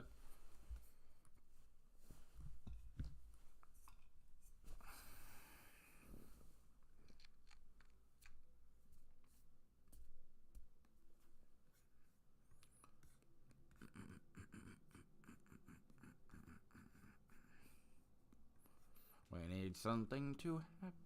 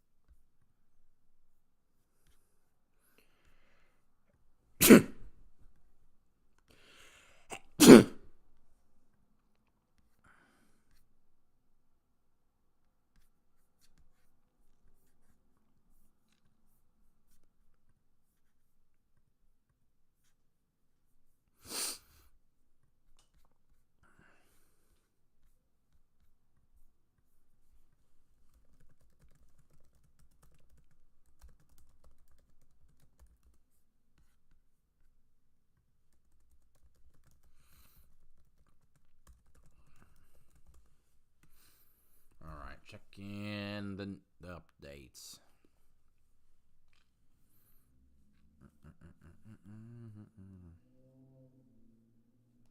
Rain has stopped again.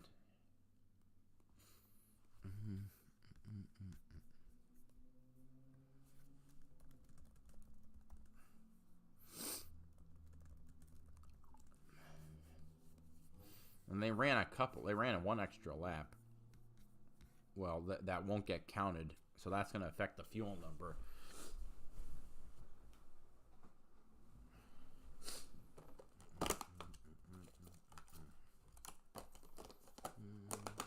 Seeing ads for the 1% Club, I love that show, especially because I'm good at it.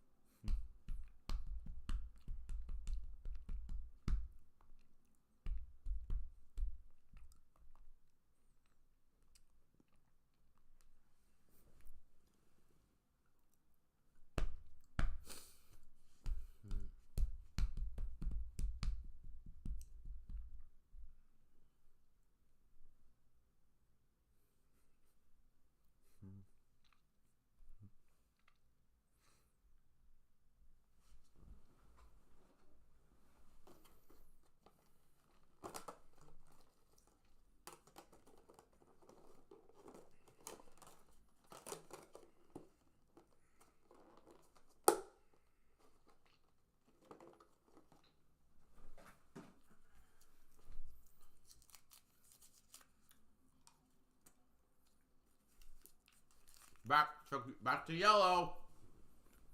Guys that find themselves back in the pack because of some issues on pit road. Josh, I think you caught up with one of those. Now it's been changed back to 6 to go. Like you mentioned, one of those drivers that would love to see this race through to the end. Obviously a strong points day for you so far, but right now not in the position you'd like to be because of a pit stop. Yeah, just stalled coming in the pit box. Idles really lows. Needed something we probably could have fixed in practice too. So yeah, it sucks for sure. Gotta start fighting. Hopefully get a little bit of help from my teammates moving forward. Just like you said, really good stage points day. But we're getting back in the truck, so I'm gonna go fight my butt off and get as close to the front as I can. Back to the trucks, he said. I love breaking news from Daniel Dye. Not only does he carry his onboard camera with us, he just breaks news to us. We don't pay him.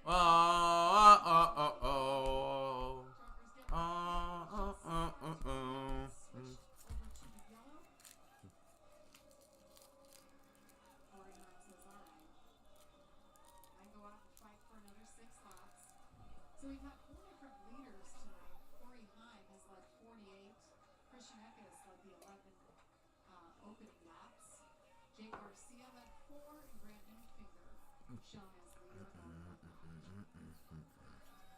Tanner Gray just took a good look at him as he buckles in, sitting 10th.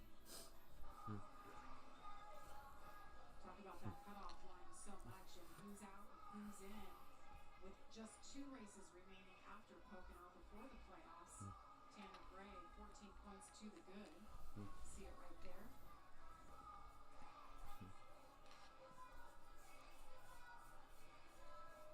It's switched around a bit. Yeah, it has. It's going to switch around a bit more if we throw that green flag. There's going to be a lot of anxious drivers outside the top 10 that will be serious about fighting their way through. And anytime it gets this late in a truck race, it's just it's chaotic, I think is the best word to explain exactly what these restarts do look like.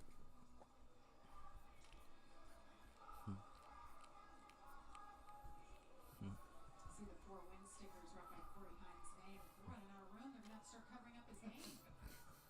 He'll gladly take his name off. Everybody loves stickers. The stickers are what it's all about. Chris Buescher really started for the fans that weren't aware of win stickers at Darlington. And he got so upset. He went up and he said, he's got the win sticker. I don't. Well, there they are.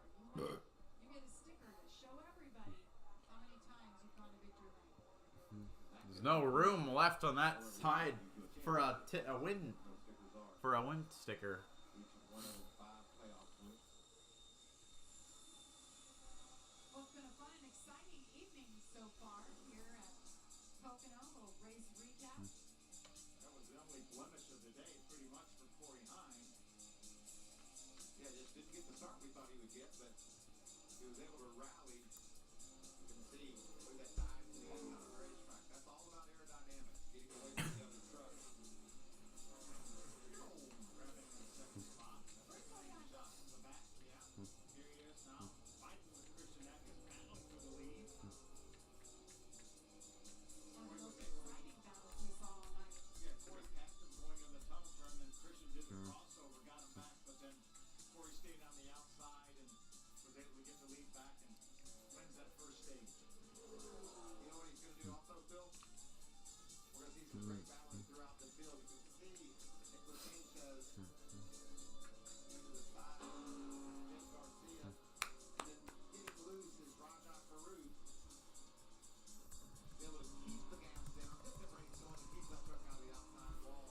That was a great move for Rajah. The red flag flies for precipitation in the area. And that incident with Raja was the only caution we've had for incidents. The other 2, obviously, the end of the stage breaks.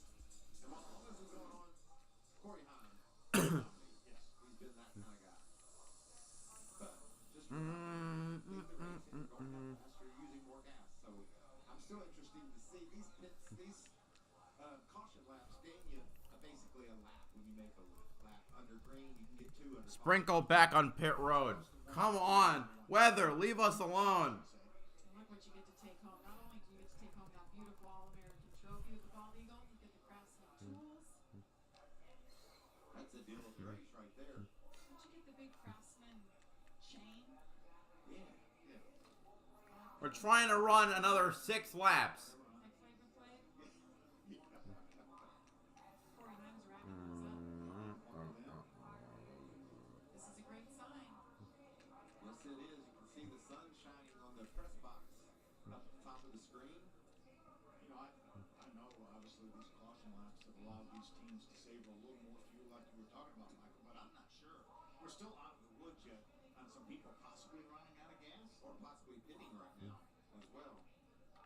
Well, you mentioned possibility of green-white checker, too. And I would think a strong possibility, not a green-white checker, because we know how aggressive these drivers are with such little time left in this race. Certainly a sense of urgency. And that's one team that's excited to see this. Brandon Finger. I think this one as well, Charles and Mike on the pit box for Christian Eckes. Wonder what his notebook looks like now. How many pages is that? I think he just threw it down. He's not done. He said, "You got what you got. We hopefully have enough fuel. And hopefully, if we have some overtime, we have enough fuel. Not much we can do about it right now."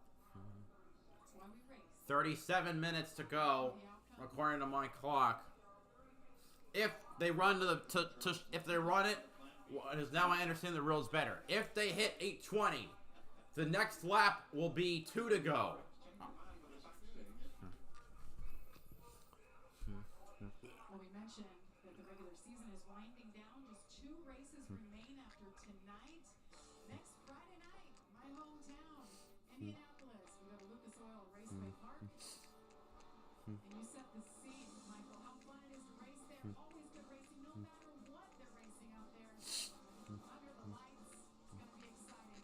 We'll see some of that too. Yeah, I was part of the first Busch Series race we ever ran at IRP back in 1982, and I cannot tell you how big a deal it was for NASCAR to go into the Indianapolis market.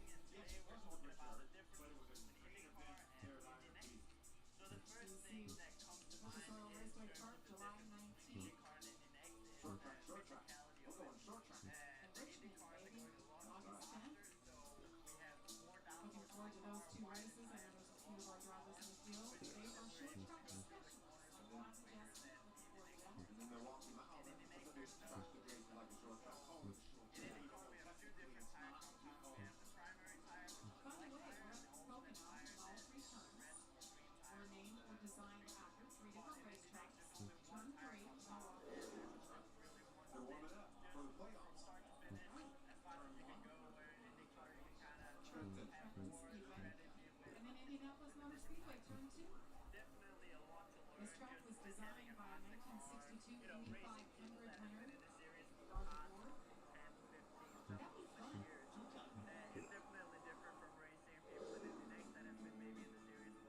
It is. They're up to 185 or 90 miles an hour. There's that Trenton turn number 1, kidney-shaped racetrack at Trenton. Talking about these turns. Turn 2, based off what we have at the Indianapolis Motor Speedway. Milwaukee Mile, always fun to go to Milwaukee. We'll be there for the first race of our playoffs. And I'll be there the first time the Truck Series. You see people already leaving. Here's a piece of paper, here's a pen. You decide. Come on, like NASCAR. Right. They're still trying to dry the track, I guess, but Initially, they had this racetrack was really 3/4 of a mile. They didn't have enough money to do the full 2.5 miles. So a lot of their early races, the ARCA Series raced here, the modifieds raced here a lot. On a 3/4 mile racetrack inside of this. And our brother Benny was actually in that. okay, we're finally getting on the track. Thank God. A lot of history here. So we've seen this already once tonight. Raise the red flag. It is caution. Bring the trucks out. Park them here so everybody makes their way into the lineup. How about a standing start? Just go from here. No! No! Shut up, Phil. You're getting crazy on us, Phil. You're gonna get them to get out, run over to their trucks like they used to, and they did do that. Yeah. You know, I was told back in the day that those drivers would jump in those cars and take off, and they wouldn't put their belts on until they got to the next thing straight. Okay, now we're getting going. Man, this is exciting. I get to see these 3 or 4 laps of green flag racing if we're lucky, or if everybody makes it. Because I just, if they throw the green flag with 2 or 3 laps to go, I highly doubt that everybody gets back without some contact. You could see some overtime. I think that's the last call. I don't think it is.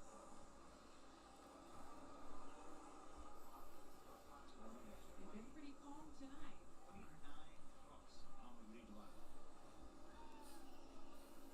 Who got the free pass? Zane Smith. They waited all day. It has been a long day. It always is for the truckers. They show up that day. The garage opens. They work on their trucks. They have 20 minutes of practice, which, by the way, there was a little rain delay then.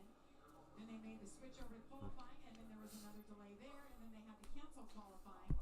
And then there was a quick turnaround. A couple hours later, we fired them up to start the race, got most of it in. And then the rain came with 8 laps to go. Early this morning is when the truck garage opened for these teams.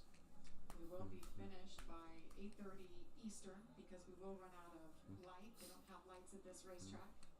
Everybody asked Bob Hawkins. I've been at a race where it well, no, not because of darkness, because of weather, where that caused the race to get moved up. Time that this race would be theoretically close to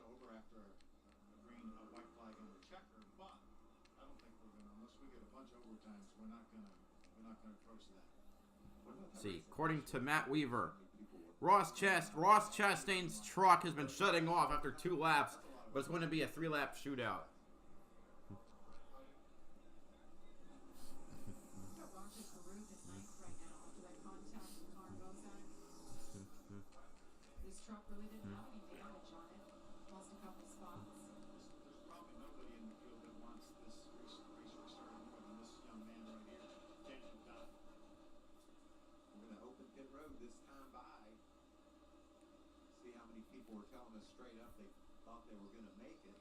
See somebody go on pit road. It'll be a really hard pit stop to overcome up there. I think if I'm outside the top, there's so many trucks on the big lap, but you know, you can fan out all these restarts. So if I'm outside the top 15, I'm going to think about it. Possibly, I don't know that I would have the guts to do it if I'm inside the top 15. How about you?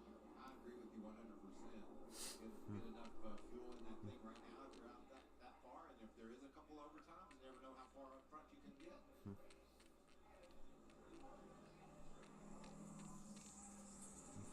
Pit road. See if anybody decides to get a little insurance policy here with some fuel. Not interested. Road is open. We'll choose the next one. Here we got some action down here.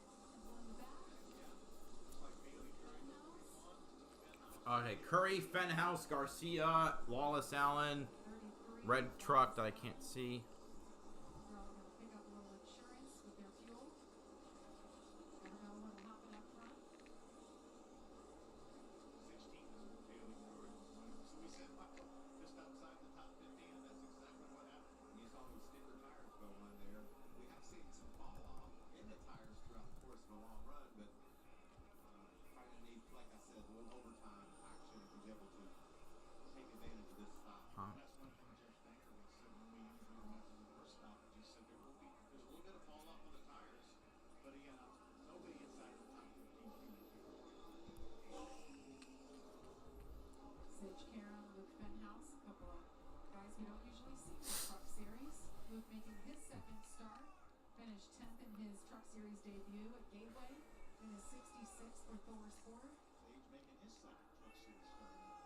Congratulations to Sage, by the way, became a new dad for the first time actually just a month ago.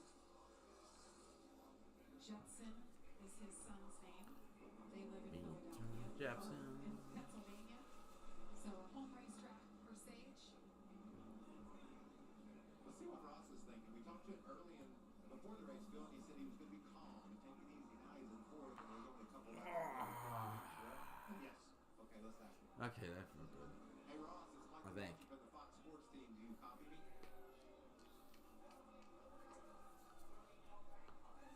Bad time. We're right about to work. We probably have 1.5 laps of caution left. Good question.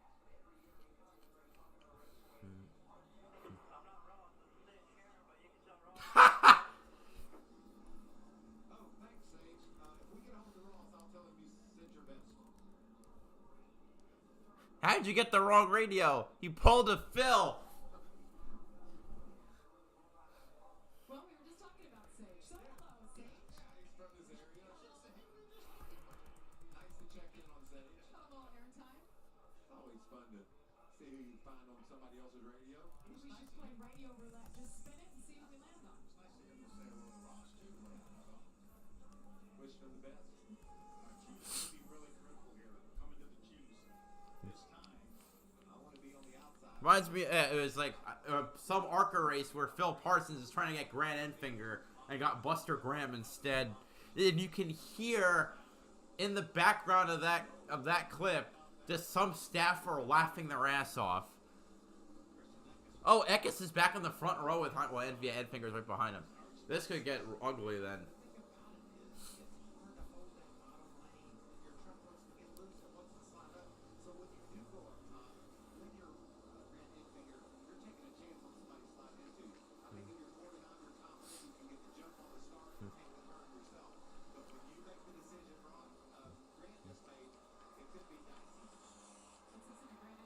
It'll be a 3-lap shootout.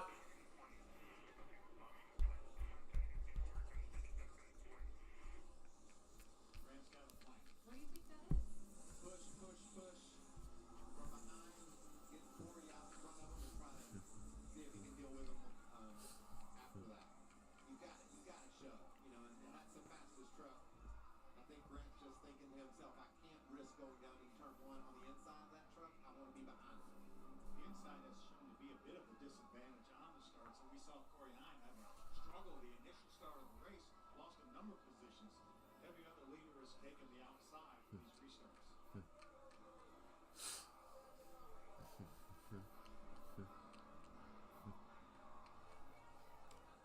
Shaking those tires, weaving his truck back and forth, making sure he gets all the fuel.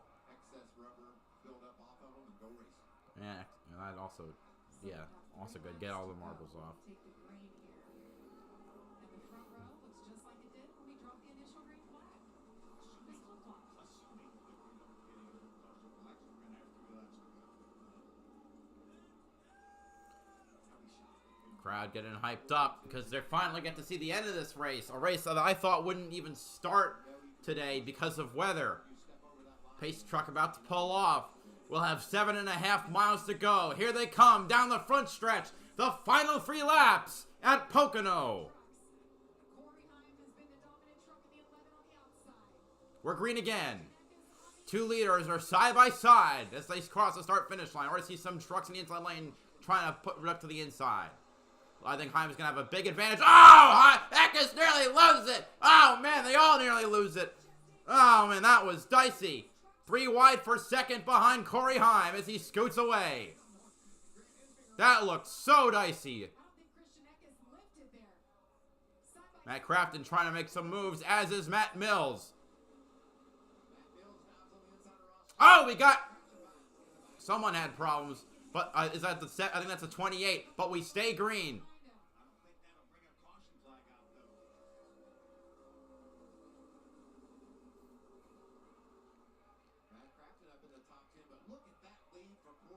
It's a big lead.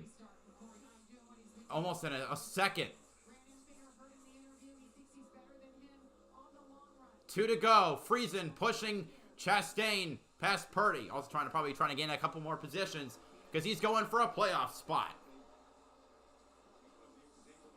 All Heim wants to see is the white flag next time by.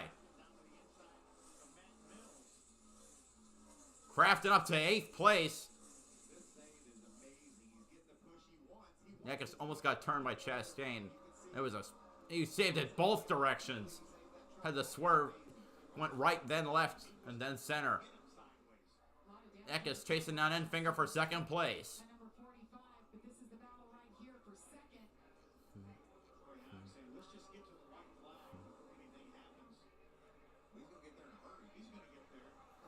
All right, here we go. The number 11 looking for win number 5 on the year as he takes the white flag.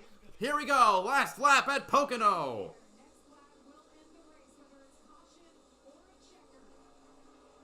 He's got about a second lead as Eckes ducks to the inside of Brand Enfinger going for 2nd.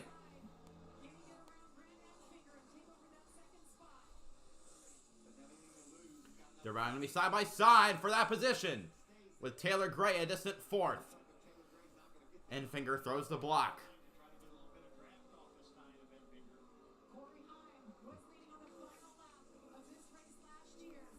This time he's got no... Yeah, Corey Heim passing the tunnel turn. But this time there's no Kyle Busch to stop him now. Here they come now to the final turn through turn number 3. Heim leading by, again, about a second over Grant Enfinger. Gonna be win number 5 on the season, and he'll hit double-digit Truck Series victories. Corey Heim wins the CRC Brakleen 175. Enfinger 2nd, Eckes 3rd, Taylor Gray 4th, Ross Chastain 5th, Chase Purdy 6th, Stuart Friesen 7th, Matt Crafton 8th, Dean Thompson 9th, and Raja Caruth for the final spot in the top 10. Now it's Heim time.